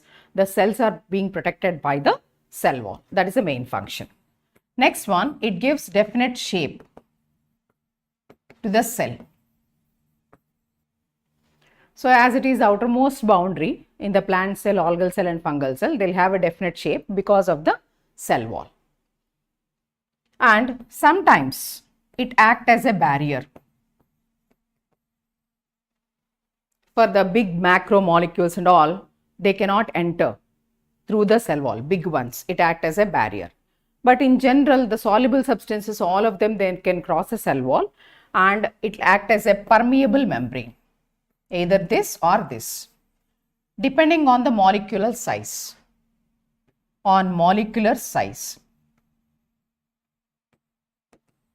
If it is a very big molecule, it cannot cross the cell wall, so it acts as the barrier. If it is a small molecule and if it is soluble molecule, it can cross the cell wall easily, then cell wall will be acting as a permeable layer. And remember, cell wall is always dead. It is always dead structure. Okay. So this type of plant cell wall is there with the three layers: middle lamellum, primary wall and secondary wall. Middle lamellum is a cementing layer which glues two neighboring cells together, and it is made up of calcium pectate. Whereas primary wall, it is formed the inside of the middle lamellum, and it is made up of calcium pectate. And this primary wall is a first formed cell wall layer always on the inside of the middle lamellum. And inside the primary wall, we have the secondary wall, and secondary wall is the last formed secondary wall, is the cell wall layer, and it is always formed on the inside. And inside that, what is present, you will have a doubt. Inside that secondary wall, we have the plasma membrane. and plasma membrane we will see in this one only after this. Secondary wall is made up of which materials? Students, secondary wall is made up of which materials? Rian, pit chamber. Yeah, you will be learning about pits, pit chamber, everything in the secondary wall, okay? Once you come to the offline classes, that much is not required. Very good, Sairaj. Lignin and suberin, Sairaj, very good, lignin, very good. Jayashree, lignin, yeah. Lignin and suberin, okay? Either lignin or suberin or both of them will be deposited. It depends on the cell type. Very good. Then, next question. Very good. Middle lamellum is made up of which materials? Middle lamellum is made up of which materials? Middle lamellum. Yeah, lignin and suberin, okay? Middle lamellum. Okay? Calcium pectate, very good. Okay, Singi Reddy, cellulose. Siri, okay. Cellulose is forming the primary wall. Yeah, calcium pectate is answer. Calcium pectate, very good. Calcium pectate, middle lamellum. Yes, very good. Now tell me primary wall materials. Primary wall is made up of which materials? Primary wall. Sidhu, still lignin suberin. Calcium pectate over, yeah, middle lamellum over. Now primary wall materials, very good, calcium pectate, okay. Primary wall materials, very good, cellulose, yeah, Rian, Harika, cellulose, yeah, very good. All subject corners, cellulose, hemicellulose, yeah, very good. Okay, cellulose. Chief material is cellulose, but I have given you 4 materials. 4. Yeah, cellulose, very good, hemicellulose, yes. Pectins and proteins. Yeah, right. Now, the functions of the cell wall. What are the basic functions of the cell wall? I have written here. Okay. Now, I will go for another page, then you can answer. Because I can't ask you the questions after placing that one on the board, no? Yes. Functions. Tell me any one function of the cell wall. Any one function. Any one function. Yeah, pectin, correct. Okay, protection, very good, protection, yes. Still in the pectin. Okay, protection, very good, gives definite shape, right, correct. For the macromolecules, for the big ones, how it acts? Is it a barrier or a permeable membrane if the molecule is big? Macromolecule. It acts as a barrier, right. It acts as a barrier. For small molecules, soluble substances, it acts as.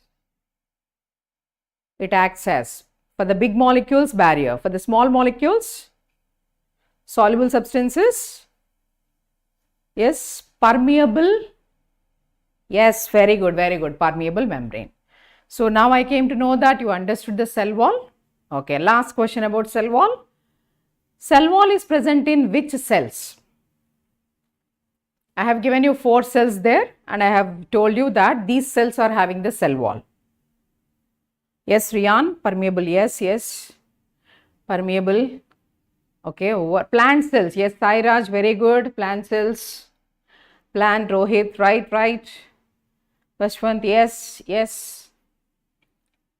Very good. Plants and fungi. Yes, very good. Eukaryotic cells. All eukaryotic cells they don't have cell wall. Okay, algae, fungi, plants. Very good. Keep it up. Very good, kids. Now the next topic. What is there inside the cell wall? That is the plasma membrane. Plasma membrane. Okay, next topic is plasma membrane. This is always living structure and this always encloses cytoplasm. Encloses cytoplasm. and it is the only one membrane in animal cells, because animal cells, they don't have the cell wall. So it is the only one membrane in the cells, particularly animal cells, because they don't contain any cell wall. So now this plasma membrane, it is living structure, and in cell wall containing organisms, it is formed on the inside of the cell wall. Inside the cell wall. If they have cell wall, then it is formed on the inside of the cell wall. If they don't have cell wall, it is the outermost limiting membrane of this cell. Yes, very good. Now this plasma membrane structure. Let us see the plasma membrane structure. It looks like this. This is the outside of this cell. Okay. And this is the inside of this cell where cytoplasm is present. And plasma membrane will be looking like this. Okay. This is the lipid bilayer. I hope all of you can see that yellow balls with some two lines are there. That is a phospholipid bilayer. They are present on both the sides. Then the red ones, you can see they are the proteins. And these blue chains are there. Some hexagonal molecule like structures are there. They are the carbohydrate chains.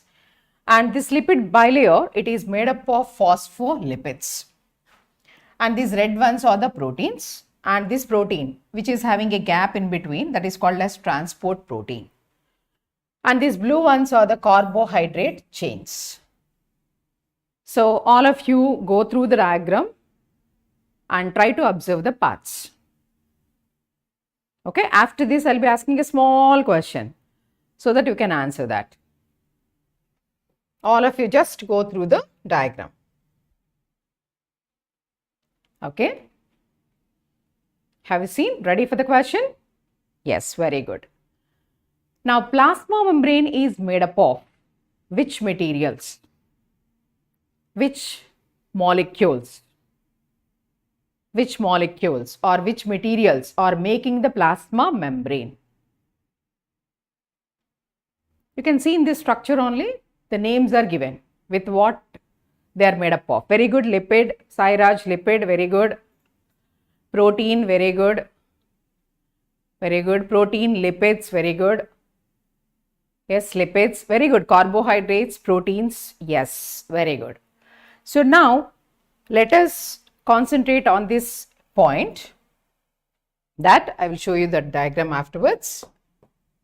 So plasma membrane is mainly made up of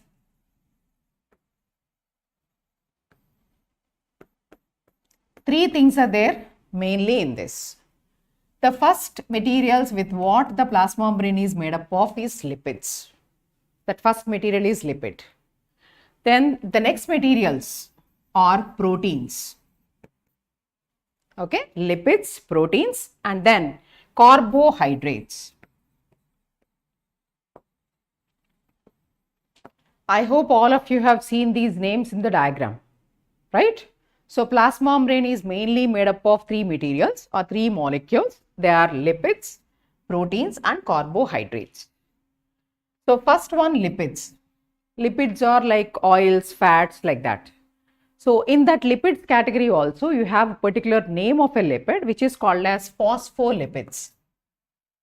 In the lipid category also, you have phospholipids. For a lipid molecule, one phosphate group is added. So it is called as phospholipid. That kind of lipids are present in the plasma membrane. Along with that, you know, one more lipid will be there. Some people will be using cholesterol.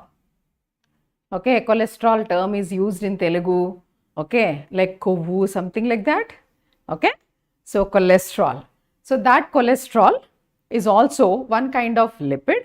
Okay, derived lipid basically, that is also present in the plasma membrane. Particularly in the animal cells, definitely we have the cholesterol also. So lipid components of plasma membrane are two things, phospholipids and cholesterol. So these two lipids will be forming the plasma membrane. And these phospholipids, they will be looking like this structure. They will be having one round head and they will be having the tails like this. Each phospholipid will be having this type of structure. and phospholipids are arranged in the bilayer form. You can see in the diagram, this is one layer, this is the second layer. So it is called as phospholipid bilayer. So phospholipids always they'll be forming the bilayer. And among that bilayer, you will be having in some areas, the small molecule cholesterol will be present. This will be the cholesterol. So majorly, the lipids which are forming the plasma membrane are phospholipids, and minorly, very small amount of cholesterol here and there it is present. So that is a basic structure of the plasma membrane because it is mainly made up of phospholipids. Then in the proteins category,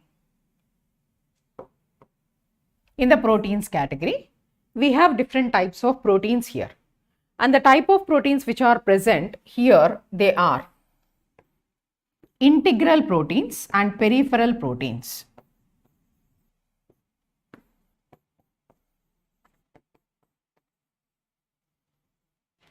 Integral and peripheral proteins. All of you can see here in the membrane, okay, if I take outside this side and inside this one, here if I write, okay, or here I can write. So towards the inside or across the membrane also we can show that. You can see the previous one in the diagram. All of you can see in this one. This protein is present across the membrane, but some proteins we can write here, some proteins we can write on this side, some proteins we can write across the membrane like this. So all of you see here which proteins we can remove very easily. Like I'll give the numbers 1, 2, 3, 4. Which proteins can be removed so easily? Is it 1, 2, 3, 4? 1, 3 or 2, 4?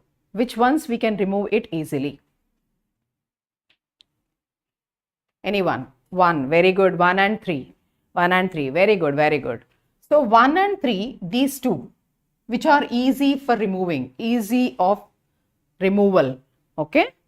For that, these proteins are called as peripheral proteins because they are present on the sides and they are very easy for the extraction. We can extract them very easily. So these ones are called as peripheral proteins, which are present on the side and which are easily removed from the plasma membrane structure. Now all of you can see 2 and 4. 2 and 4, can we remove them easily? We can't remove. So these 2 and 4, these two are called as integral proteins. Integral proteins. Okay, that integral proteins are very difficult to remove and they act as transport, okay. So they will be transporting certain materials from outside to inside or inside to outside. So based on the function, they have different names like transport proteins, structural proteins, catalytic proteins, like that different names are there for this.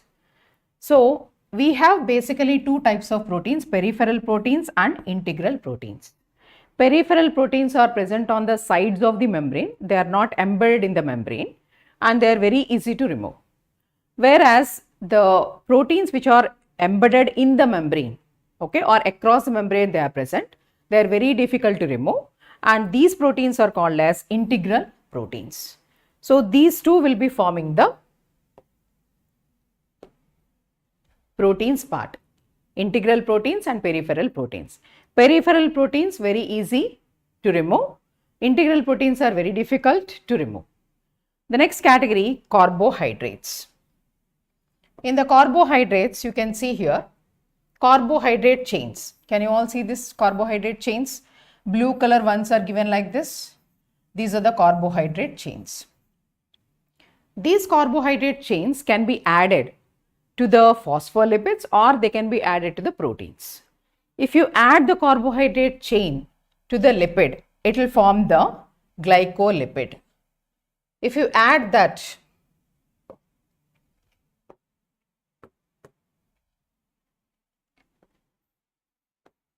protein and lipid, you know proteins are there and lipids are there. If you add to the protein carbohydrate chain, then it will form the glycoprotein.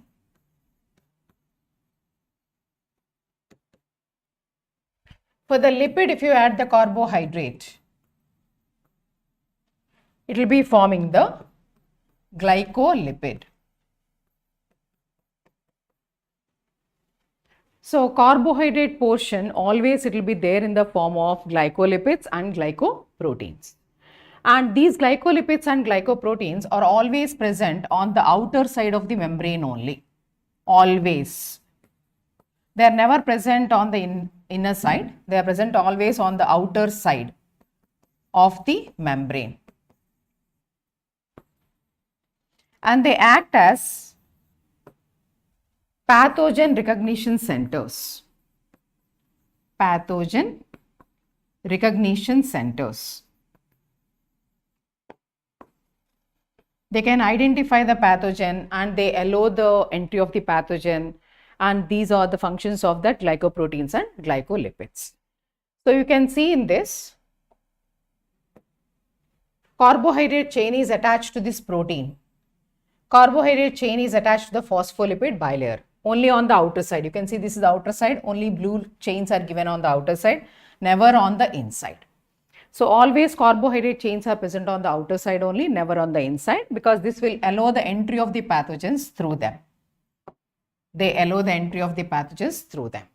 Recognition centers. So basically the plasma membrane is made up of three components: lipids, proteins, carbohydrates. In the lipids we have phospholipids and cholesterol. Phospholipid bilayer will be there, and in that cholesterol will also be there in the lipid components. And in the proteins, we have two types of proteins: peripheral proteins and integral proteins. And in the carbohydrate portion, we have this carbohydrate chain is attached to the protein, so this is called as glycoprotein. Whereas this is attached to the, like this, if you attach the phospholipid, this will form the glycolipid. Okay. Now let us see the last thing, that is functions of plasma membrane. Functions of plasma membrane.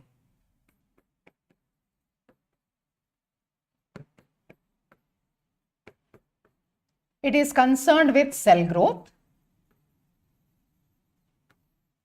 The first function, it is involved in the cell growth. It is involved in the transport of molecules. You have seen already transport protein is there. Transport it is involved. Then it will form the intercellular junctions. Intercellular junctions. Then it is also involved in endocytosis. Endocytosis means taking in the materials into the cell. Okay. Then it acts as a semi-permeable membrane. Semi-permeable membrane or selectively permeable membrane. Selectively permeable membrane. These are the functions of the plasma membrane, the major functions. So cell growth, it is participating, the plasma membrane, and transport of different molecules like active transport, passive transport. So they are involved in the transport of molecules from inside to outside or outside to inside, like that. Then intercellular junctions, two cells are connected by the junctions, that junctions are formed by the plasma membrane. Then endocytosis, taking in the food materials or the liquid materials into the cell, that is called as endocytosis. Endo means inside, cyto means cell. The process of taking in the materials is called as endocytosis. Semi-permeable or selectively permeable, the word meaning is semi-permeable. It will be allowing all the solvents. I hope you understood the word solvent meaning. Solvent means any liquid. So it allows all the solvents here, but no solutes are allowed to pass through it. It allows all solvent, but it will not allow any of the solutes. Then it is called as semi-permeable membrane. Okay. Selectively permeable membrane means it allows all solvents. No doubt all solvents will be allowed here, but few selected solutes. few selected solutes only will be allowed to pass through the membrane. So if it allows only the solvents, it is called a semi-permeable membrane. Sometimes it does that function. Selectively permeable membrane means where it allows all the solvents, but it allows only few selected solutes which are required by the cell, or which are not required by the cell, they will be sending it outside. So these are the main functions of the plasma membrane. I hope all of you understood this. Any doubts are there?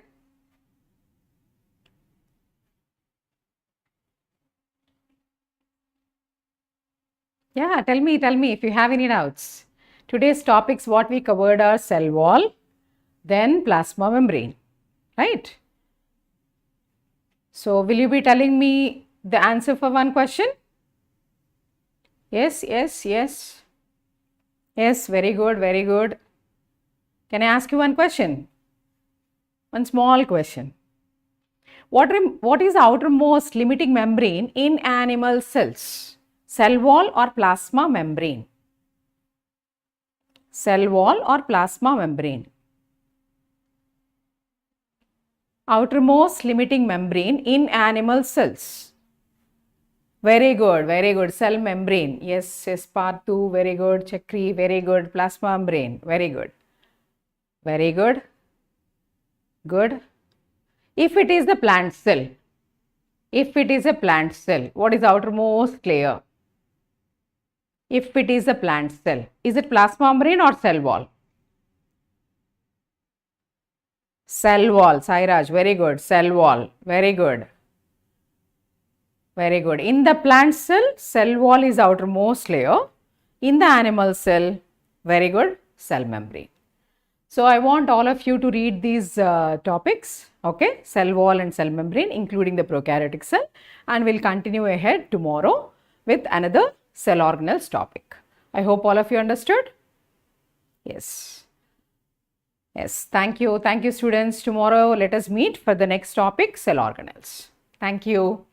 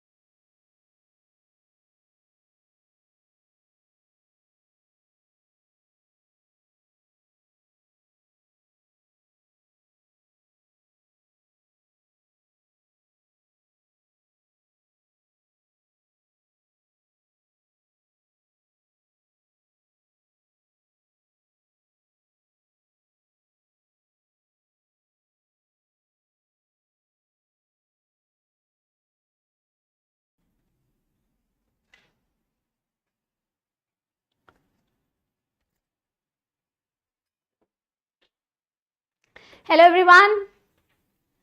Hello everyone. How are you all, my lovely kids? Hello everyone. How are you all? Good morning, good morning, good morning. I am good. Shravani, beta, I am good. See, I remember your name. Good morning, Gopal, Veda, Jayashri, Deeptika, Rajiv, Swati. Good morning everyone. How are you all, beta? Good morning, Rockstar. Rockstar, where is your guitar? Huh, Rockstar? Thank you, beta. Sham Sundar Rao. Thank you, beta. All right, everyone. I'm good, beta. I'm good. I'm absolutely fine and I'm so happy that tomorrow is a holiday. All right. Okay. You were missing beta. Okay. All right. All right. Now let us start today's class, everyone. Are you excited for the class? Everyone tell me in the chat. Are you excited for the class? If you are excited for the class, give a heart. Send a heart. Thank you, beta Charita. Thank you. All right.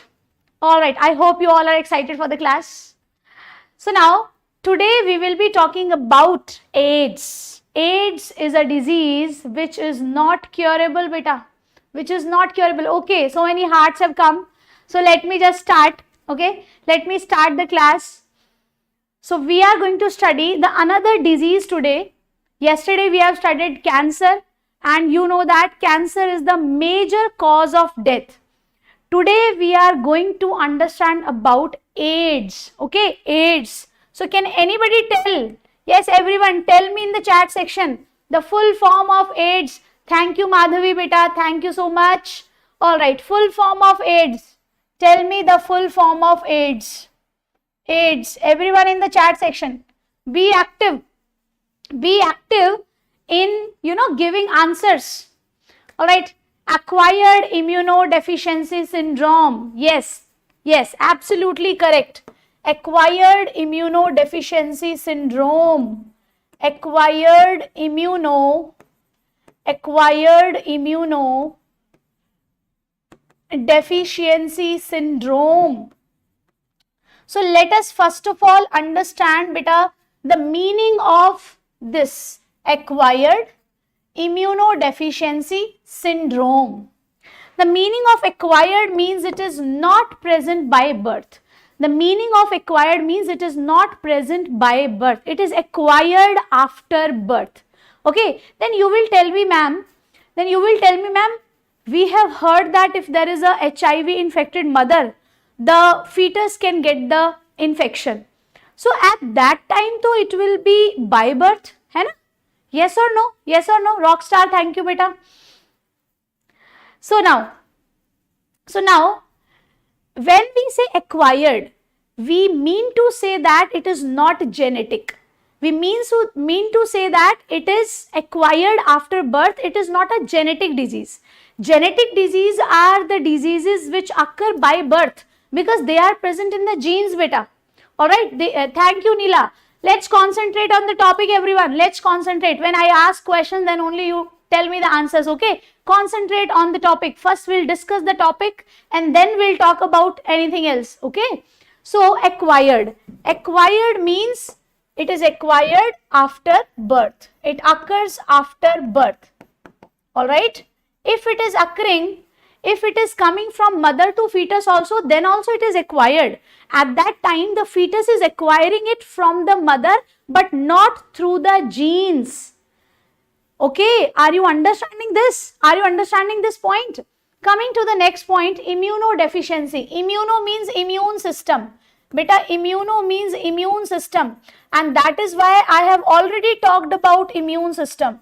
I have already taught you immune system. Now you know in the immune system, lymphoid organs are there, B cells are there, T cells are there, right? So, immune system. Deficiency means there is something which is lacking. There is something in which immune system is deficient, right? So, immune system is deficient. Immune system is deficient in what? Immune system is deficient in T helper cells, and beta macrophages. These are the two cells, these are the two types of cells in which the virus will enter, okay? The T helper cells and macrophages. You know about macrophages? Everyone knows about macrophages. They are important cells. Macrophages are the monocytes only. Macrophages are the WBCs only. Macrophages do the phagocytosis. They engulf the pathogen. If macrophages will be killed by the virus, then our immune system will become weak. Similarly, Pinky beta, I will tell you everything, the causes, the detection, right? Everything I will tell you, but step by step, right? So macrophages you know, but now you will ask me what is T helper cell? You have told us T cell. Yes, I have told you T cells. Beta, now T cells are of different types. Let me tell you here T cells. T cells are of four types.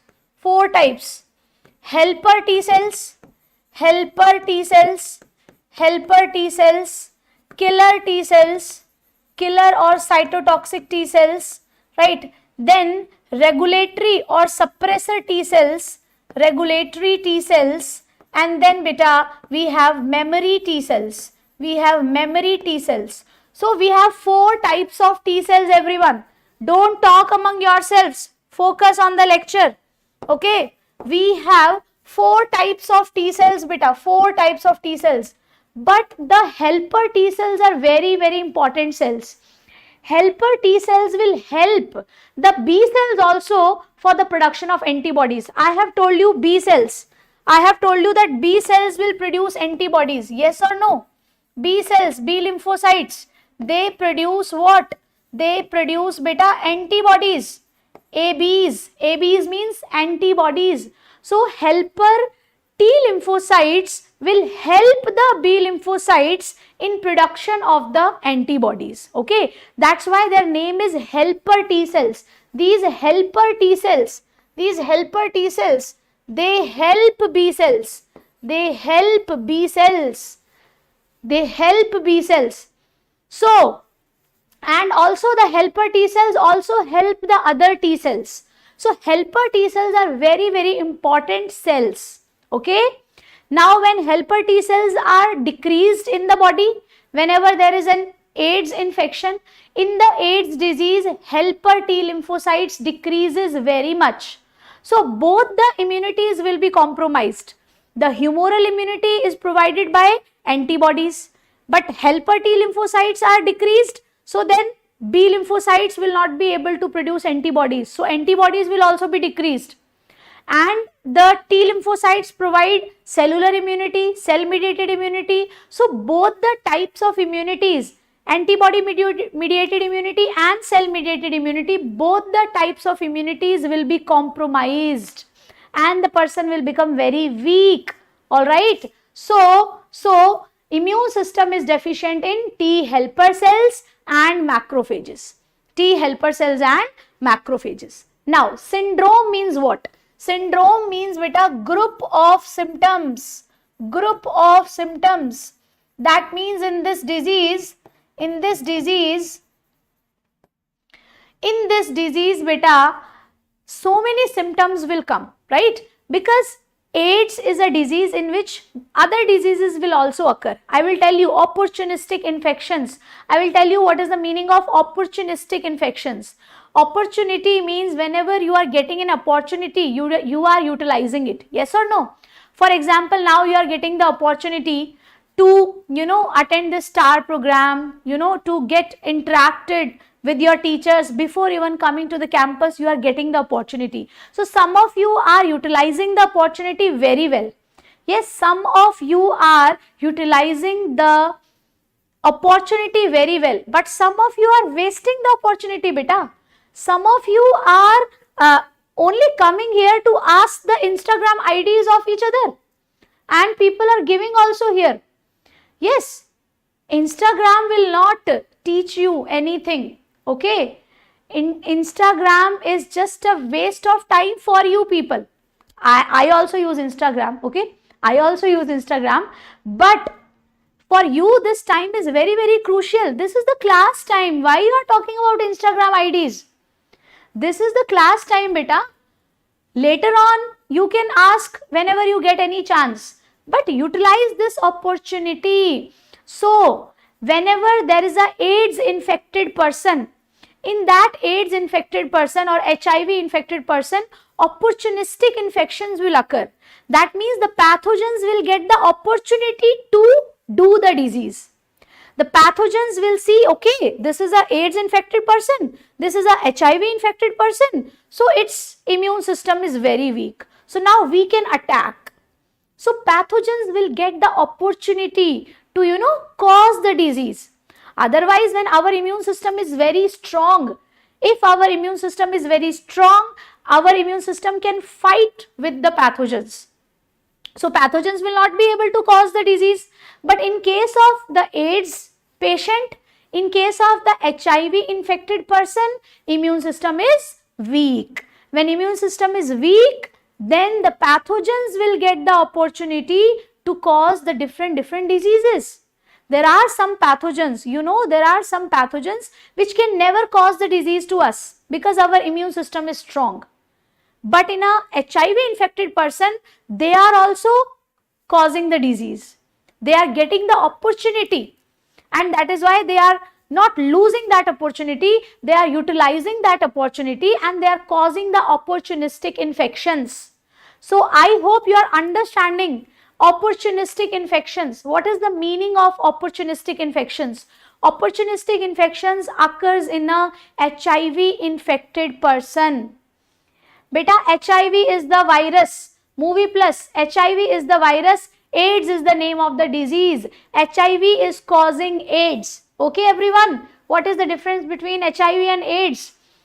HIV is the virus, beta, and AIDS is the disease. So AIDS is caused by, the next thing is AIDS is caused by, it is caused by HIV. HIV. What is the full form of HIV? Everyone tell me in the chat section. What is the full form of HIV?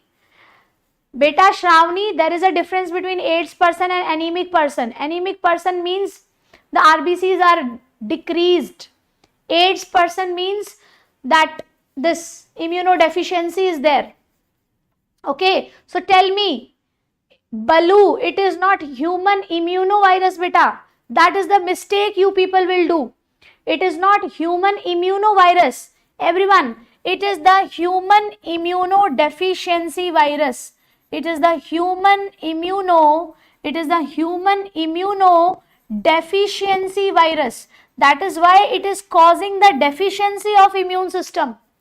So it is human immunodeficiency virus, HIV, human immunodeficiency virus. Now I will tell you very interesting things about the HIV. Beta, HIV is a retrovirus. You should remember HIV is a retrovirus. What is the meaning of retrovirus? What is the meaning of retrovirus? This HIV is a retrovirus, beta. Retrovirus. Anybody? Yes. Can anybody tell me what is the meaning of retrovirus? Yes. Stop talking among yourselves and tell me the answer. What is the meaning of retrovirus? Neela Veni, beta, focus. Focus on the class. No, beta, no, Sai Raj. This is not the meaning. Takes longer time to detect. That is a different thing. Okay. Retrovirus means it has the ability to reverse its genome. Do you know what is the genome of HIV? Do you know what is the genome of HIV? Neela Veni, no, it is not the old virus. Retro, old, okay. No, beta. No, beta. So now, nobody knows what is the meaning of retrovirus. I will tell you, listen to me. Retrovirus, the retrovirus is it is a family of viruses in which they have RNA genome and they can change this RNA into DNA because they have a special enzyme for that. They have a special enzyme which the enzyme will change the RNA into DNA, beta. Okay, so their genetic material genome is RNA. Retrovirus genome is RNA beta. RNA genome. RNA genome. In this RNA genome, you should remember there is single stranded RNA. There is not double stranded RNA. There is single stranded RNA. And how many copies of single stranded RNA? 2 copies beta. 2 copies of the single stranded RNA. Along with this RNA genome, they have an enzyme that is beta reverse transcriptase. Very, very important enzyme. Without this enzyme, it cannot cause the disease. Without this enzyme, it cannot cause the disease. So, Rian, beta reverse transcriptase will convert the RNA into DNA. Reverse transcriptase enzyme. Reverse transcriptase enzyme. This reverse transcriptase enzyme, what it will do? It converts RNA into DNA. RNA into DNA. RNA into DNA. Do you know the meaning of transcription, translation, replication? Yes, everyone, tell me. Tell me, do you know the meaning of replication, transcription, translation? BTS forever. Ma'am, what is genome? Beta, genome is your genetic material. In every cell of the body, there is a nucleus, and in that nucleus, there is a genome, genetic material, which can be either DNA or RNA. Retroviruses are those viruses, their genome is RNA, and they also have the reverse transcriptase enzyme. So this enzyme will help them to convert the RNA into DNA. So let me tell you what is the meaning of transcription. Here what is happening? Here reverse transcription is happening. Let me tell you. When anybody will say DNA is converted into DNA, DNA is making its own copies. DNA is making the copies. DNA is converted into DNA. Then it is known as replication. DNA to DNA is replication beta. This is what? This is replication. This is replication. From DNA, when from DNA RNA is formed, when from DNA RNA is formed, this process is known as beta transcription. Transcription. And from the RNA, when proteins are formed, this process is known as translation. You study all these processes in detail in the botany, okay, in the molecular biology. So that is why this is known as central dogma of molecular biology. Replication is DNA to DNA. Transcription is DNA to RNA. Translation means RNA to protein. Okay. So now what is reverse transcription? Reverse transcription means it is ulta RNA to DNA. If somebody will tell you RNA to DNA, this RNA to DNA, this is beta reverse transcription. Reverse transcription. That is what we are talking about. For this reverse transcription, HIV has the enzyme.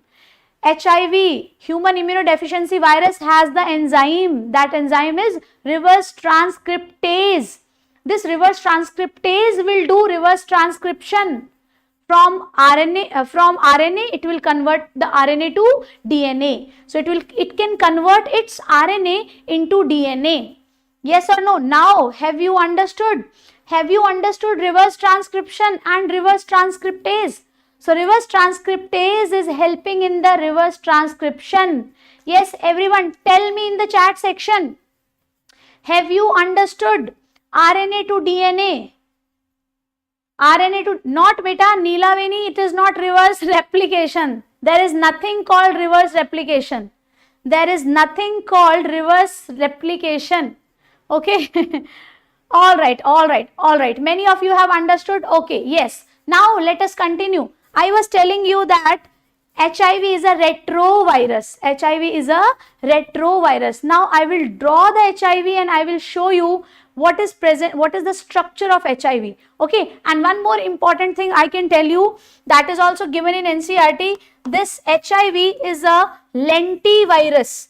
Lentivirus means it has long incubation period. It has long incubation period. Incubation period. What is incubation period? It is the time taken between the infection and the first symptom. Time of infection, first symptom. This period is known as incubation period. From infection to the first symptom. From infection to the first symptom, that is incubation period. This is the time taken from infection to first symptom, appearance of first symptom. So, it has a long incubation period, beta. It can live in the body without showing the symptoms from 5 to 10 years. Long incubation period. 5 to 10 years. Sai Raj, beta, it is 5 to 10 years. Okay? 5 to 10 years. Now, one more thing about this virus. It is an enveloped virus. It is an enveloped virus. Enveloped virus means it has an envelope. I will show you in the structure. It has an envelope. So, if somebody will ask you HIV is an enveloped virus or it does not have the envelope, yes, it is enveloped virus. If somebody will ask you what other features, then you can tell HIV is a retrovirus, HIV is a lentivirus. Retrovirus means it has RNA genome with reverse transcriptase activity. RNA genome with reverse transcriptase activity. Lentivirus means long incubation period and enveloped virus. It has an envelope. Okay. Now let us talk about the structure of HIV. If you want to see the structure of HIV, I can make it for you for like this. There is a beta envelope. First of all, I will make an envelope. Okay. First of all, there's an envelope.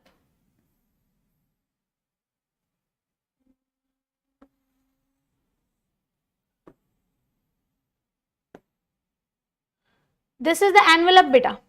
This is the envelope. This is the envelope.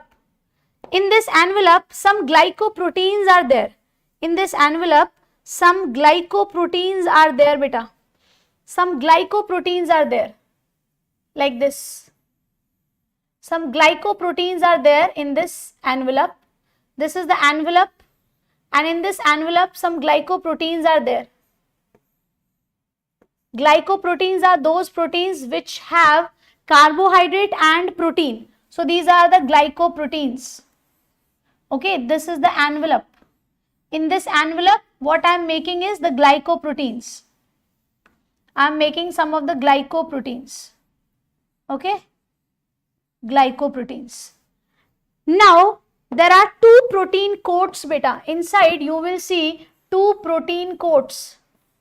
You will see two protein coats.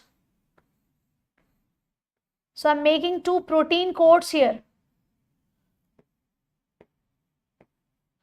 These are the two protein coats I am making. This is the outer protein coat and one more protein coat is there inside. This is the inner protein coat. Outer and inner protein coat.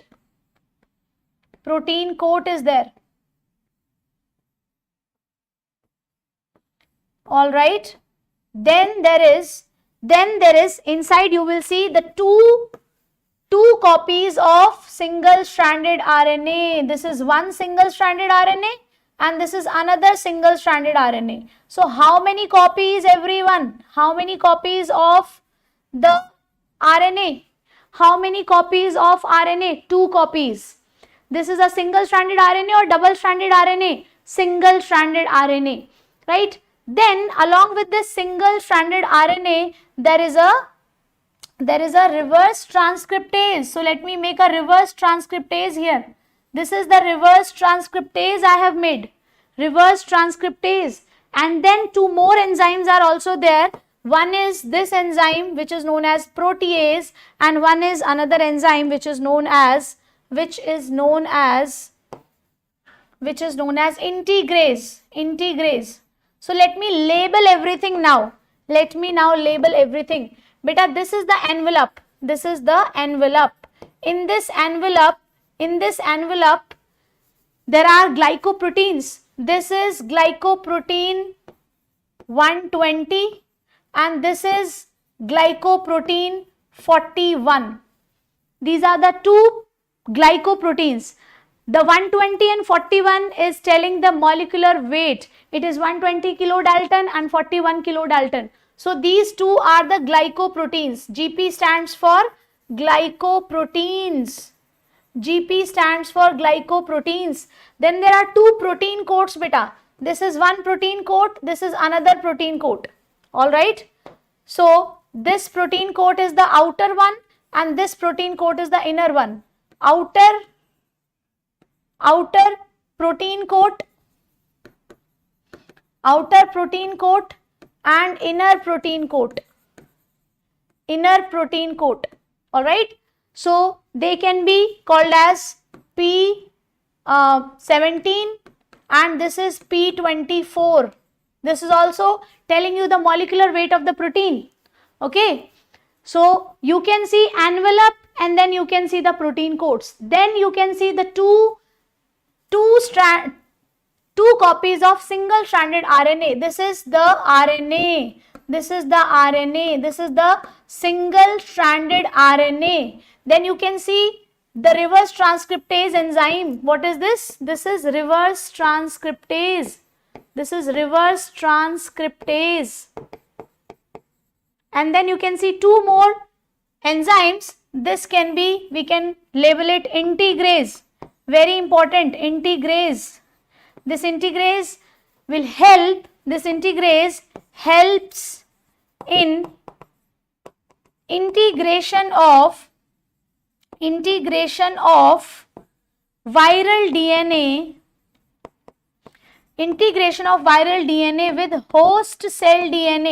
with host cell DNA.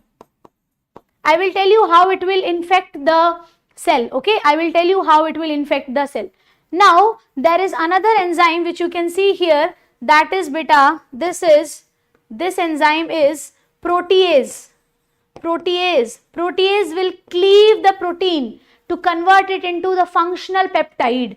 Okay, protease will cleave the protein to convert it into the functional peptide so that the new virus particle can be formed. You will see this here. Okay, so this is the HIV. Now you have seen this is the HIV beta. HIV. This HIV is going to cause the AIDS.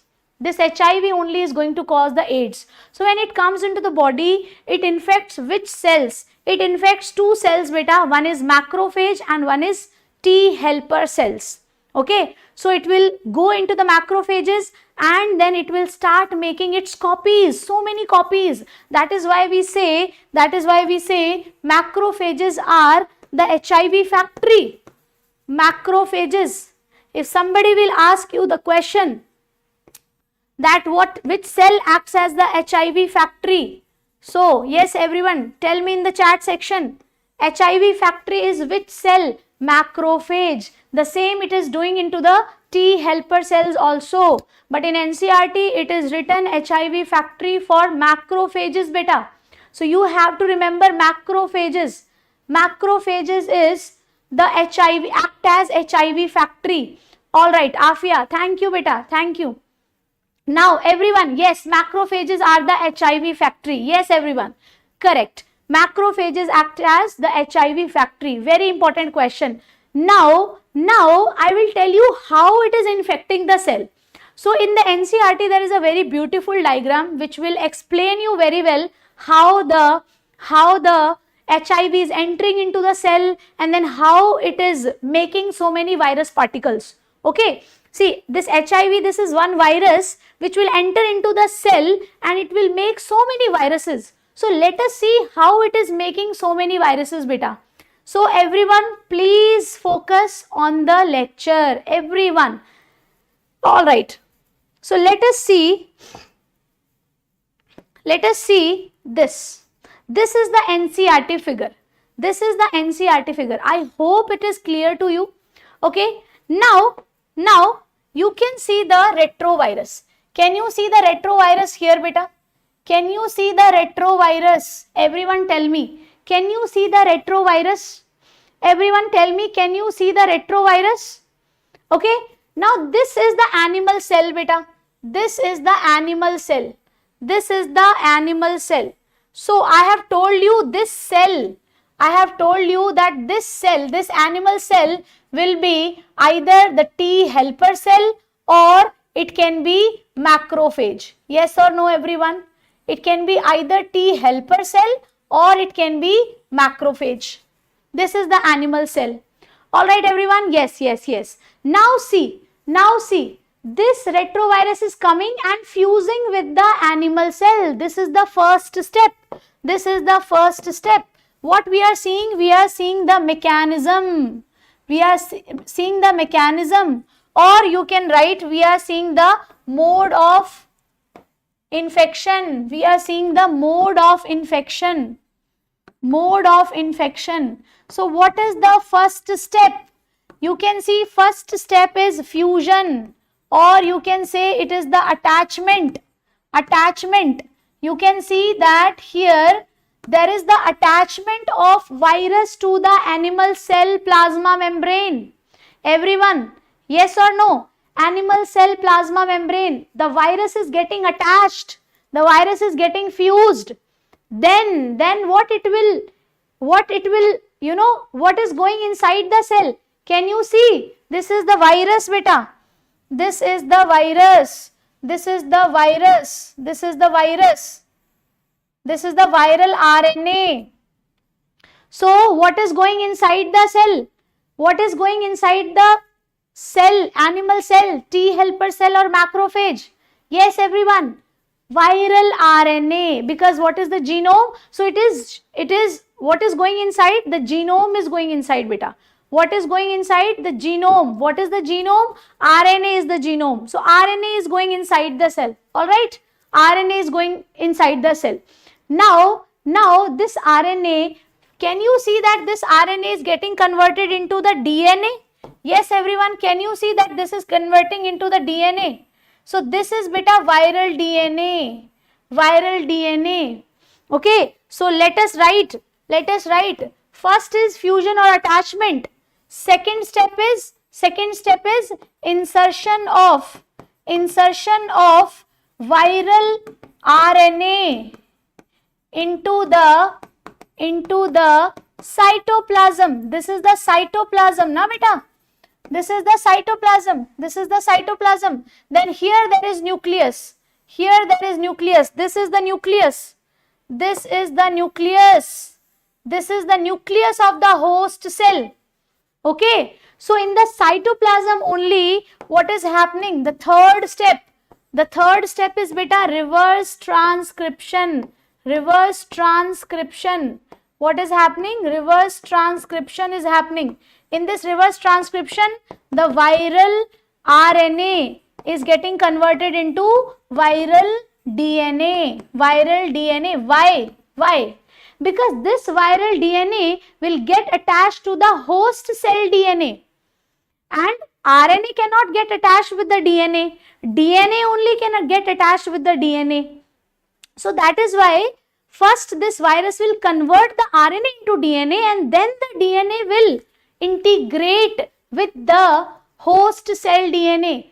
So yes or no, are you understanding? So the fourth step will be integration of viral DNA with host cell DNA, beta, with host cell DNA. You can see host cell DNA is present in the nucleus. You can see here, this all is DNA. This all is DNA inside. So viral DNA is now incorporated into the nucleus, and into the nucleus this is the host cell DNA. Okay. Let us suppose this is the host cell DNA. This is the host cell DNA. Let us suppose host cell DNA, and this is viral DNA. Let us suppose this is viral DNA. This is what? This is viral DNA. So they will interact with the help of the integrase enzyme. Integrase enzyme will help. Integrase enzyme will help, and then it will lead to the formation of this DNA. It will lead to the formation of this DNA, beta. Like this, you can see. Like this, you can see. Yes or no, everyone? Are you able to understand now how it is integrating? So this is host cell DNA, this is viral DNA. Viral DNA is getting attached with the host cell DNA. Alright. So now this DNA will replicate. Replicate means many copies of the DNA will be formed. Then those copies of DNA will be converted into RNA. So by using the host cell machinery, the virus is making its viral RNAs. So many viral RNAs will be formed. Okay, so many viral RNAs will be formed. This is going to now replicate. It will replicate. When it will replicate, so many copies of DNA will be formed. Then after replication, transcription will be occurring. Transcription and then translation. Then translation. This is the next step. This is the fifth step, beta. This is the fifth step. Replication, transcription, translation. Fifth step. Replication, transcription, translation. That is why I have already told you the meaning of replication, transcription and translation. So, viral DNA will be formed. From DNA to DNA, viral DNA is formed. Then from viral DNA, viral RNA is formed. Transcription. And then from viral RNA, viral proteins are also formed. And what is required for the new virus particle? Viral RNA is required and proteins are required. Protein coat is there, na? So proteins are required and viral RNA is required. Yes, everyone, yes. So now the sixth step will be beta assemblage. Assemblage. Assemblage. Assemblage means the assembly, the viral RNA and viral proteins will assemble to make the new virus particle. So now new virus particles will be formed. After assemblage, new virus particles will be formed, beta. New viruses, new virus particles, new viruses are formed. So here you can see, yes or no, retrovirus is coming and attaching first. Then it is inserting the viral RNA into the host cell cytoplasm. Then viral RNA is getting converted into viral DNA by reverse transcription. Then the viral DNA is getting attached with the host cell DNA. Integration. Then host cell DNA is replicating, transcripting, translating. So along with that, viral DNA will be formed, viral RNA will be formed, viral proteins will be formed. So you can see here the new viral RNA, yes or no? This is the new viral RNA. This is with the blue color only. See here, new viral RNA is formed and these are the protein codes. You can see the protein codes here, right? So viral RNA and viral protein will make the new virus particle. This is the new virus particle. New viruses can infect the other cells. They will now enter into the other cells. Yes, everyone. Tell me in the chat section, have you understood how an HIV enters into the cell and how it acts, how it will multiply and how it will make so many viruses? Yes or no, everyone? I hope you have understood this. Still, if you have any doubts, you can ask me in the comments. I will reply in the comments. Okay, if there are any doubts related to the class, after the class is over, you can tell me in the comments and I will help you in the comments. Right, everyone, right. So this was the mode of infection, beta. This was the mode of infection. You will be getting these notes, so don't worry about it. Now let me quickly tell you the transmission, how the HIV transmits from one person to another person. Okay, and so what are the modes of transmission? What is there any treatment possible? No, there is no treatment possible.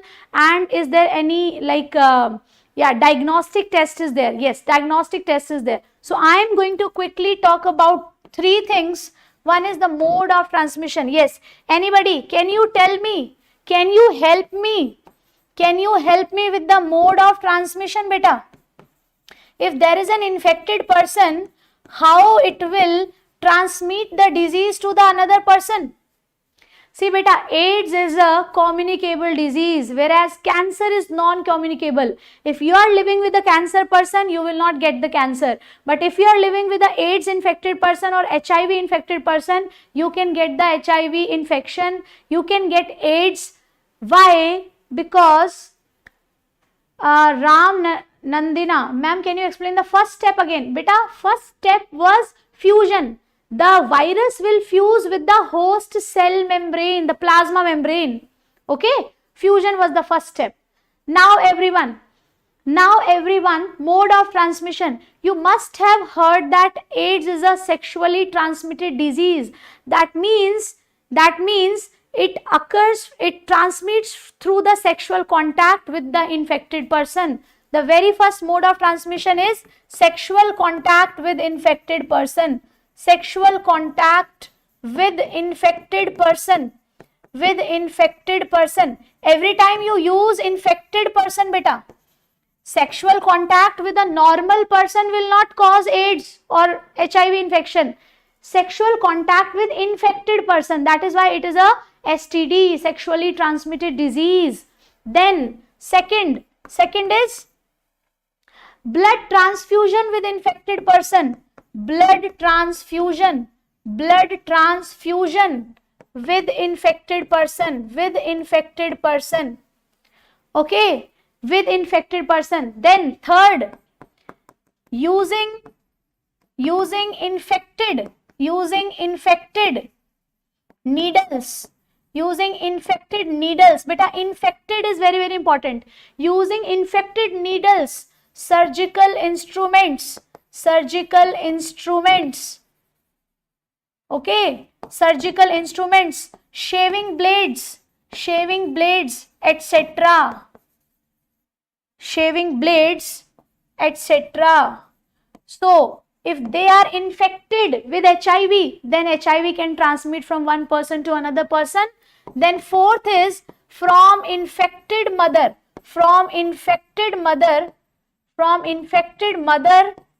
to fetus through placenta, beta, through placenta. This virus can cross placenta and it can go from mother to fetus. So infected mother, everywhere I am using infected. From the normal person it will not transmit, because normal person is not having HIV. Infected person only is having HIV. Alright. So this was all about the mode of transmission. Now let me quickly tell you the diagnosis, detection, diagnosis. Have you heard of a technique which is known as ELISA? ELISA is a technique, diagnostic technique, ELISA. Enzyme linked immunosorbent assay, ELISA. Okay, this is a detection technique, beta. We talk about it in biotechnology. Biotechnology is a different unit in which we talk about ELISA, and the confirmatory test. There is a confirmatory test. After the diagnosis, we will confirm it. So the confirmatory test is beta Western blotting. Remember these two. You can remember these two. What is the diagnostic test? ELISA. What is the diagnostic test? ELISA. What is the confirmatory test? Western blotting. I hope it is clear to everyone. Now, no treatment possible. No treatment. No cure. So, prevention is better than cure. Okay. So, prevention is better than cure. No cure. Death is inevitable. The AIDS person will die for sure. But still we are giving the medicines. So the medicines we are giving are the medicines which will prolong the life little bit. They will prolong the life little bit, but death has to be, for sure. Death will be occurring for sure. Okay. So, okay, Neela Veni, thank you, beta.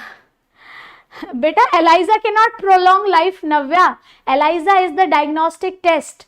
The medicines which we are giving to the AIDS patient, they can prolong the life a little bit. Okay. But then after that, death will occur. Okay. Symptoms. Sham Sundar Rao, beta, symptoms. Many symptoms. Group of symptoms will be coming because so many other diseases will also occur, Opportunistic infections will occur, beta. Opportunistic infections. Opportunistic infections will occur. Opportunistic infections. So, if any other disease is occurring, the symptoms of that disease will come. So, group of symptoms will be coming. Okay, diarrhea, pharyngitis, many symptoms will be there depending upon which other pathogens are coming. Which other pathogens are coming? Movie plus. Which other pathogens are coming? Depending upon that, the symptoms will change. Okay, beta, ELISA. Okay, let me tell you the full form. It is enzyme linked immunosorbent assay. Enzyme linked immunosorbent assay. Sorbent assay. ELISA. Enzyme linked immunosorbent assay. Enzyme linked immunosorbent assay. This is a technique of movie plus. Yes, we cannot stop death, beta. Yes. Alright, Neela, thank you, beta. Thank you. Alright, everyone. So now this was the end of the class. Today also I have taken a little bit more time, but I hope you have understood the important things, the basic things. Alright, I hope you have understood the mode of infection. Right, so you can read it from NCERT once. When you will read it from NCERT, beta, you will understand each and everything. After this class, if you will read NCERT, if you will read AIDS from NCERT, you will understand each and every line. Balu, beta, why no cure? Beta, no cure is there because the virus is that dangerous, right? It is causing so much of damage in the body. That is why it is not, and we cannot, even detect when it is there. When symptoms will be there, then only we will be able to detect. Although early detection is now possible, more research is going on in this area. So maybe in the coming time, maybe we will get some treatment or something, but now no cure is there. Okay. No problem. Okay, Shravani, madam, you take 1 hour extra class, no problem. Okay, beta. Okay. Bye everyone. Take care and God bless you all. And don't forget to hit the like button and subscribe to this channel if you have not. Okay. So just like the session. If you like my lecture, just like the session. Bye everyone. See you tomorrow.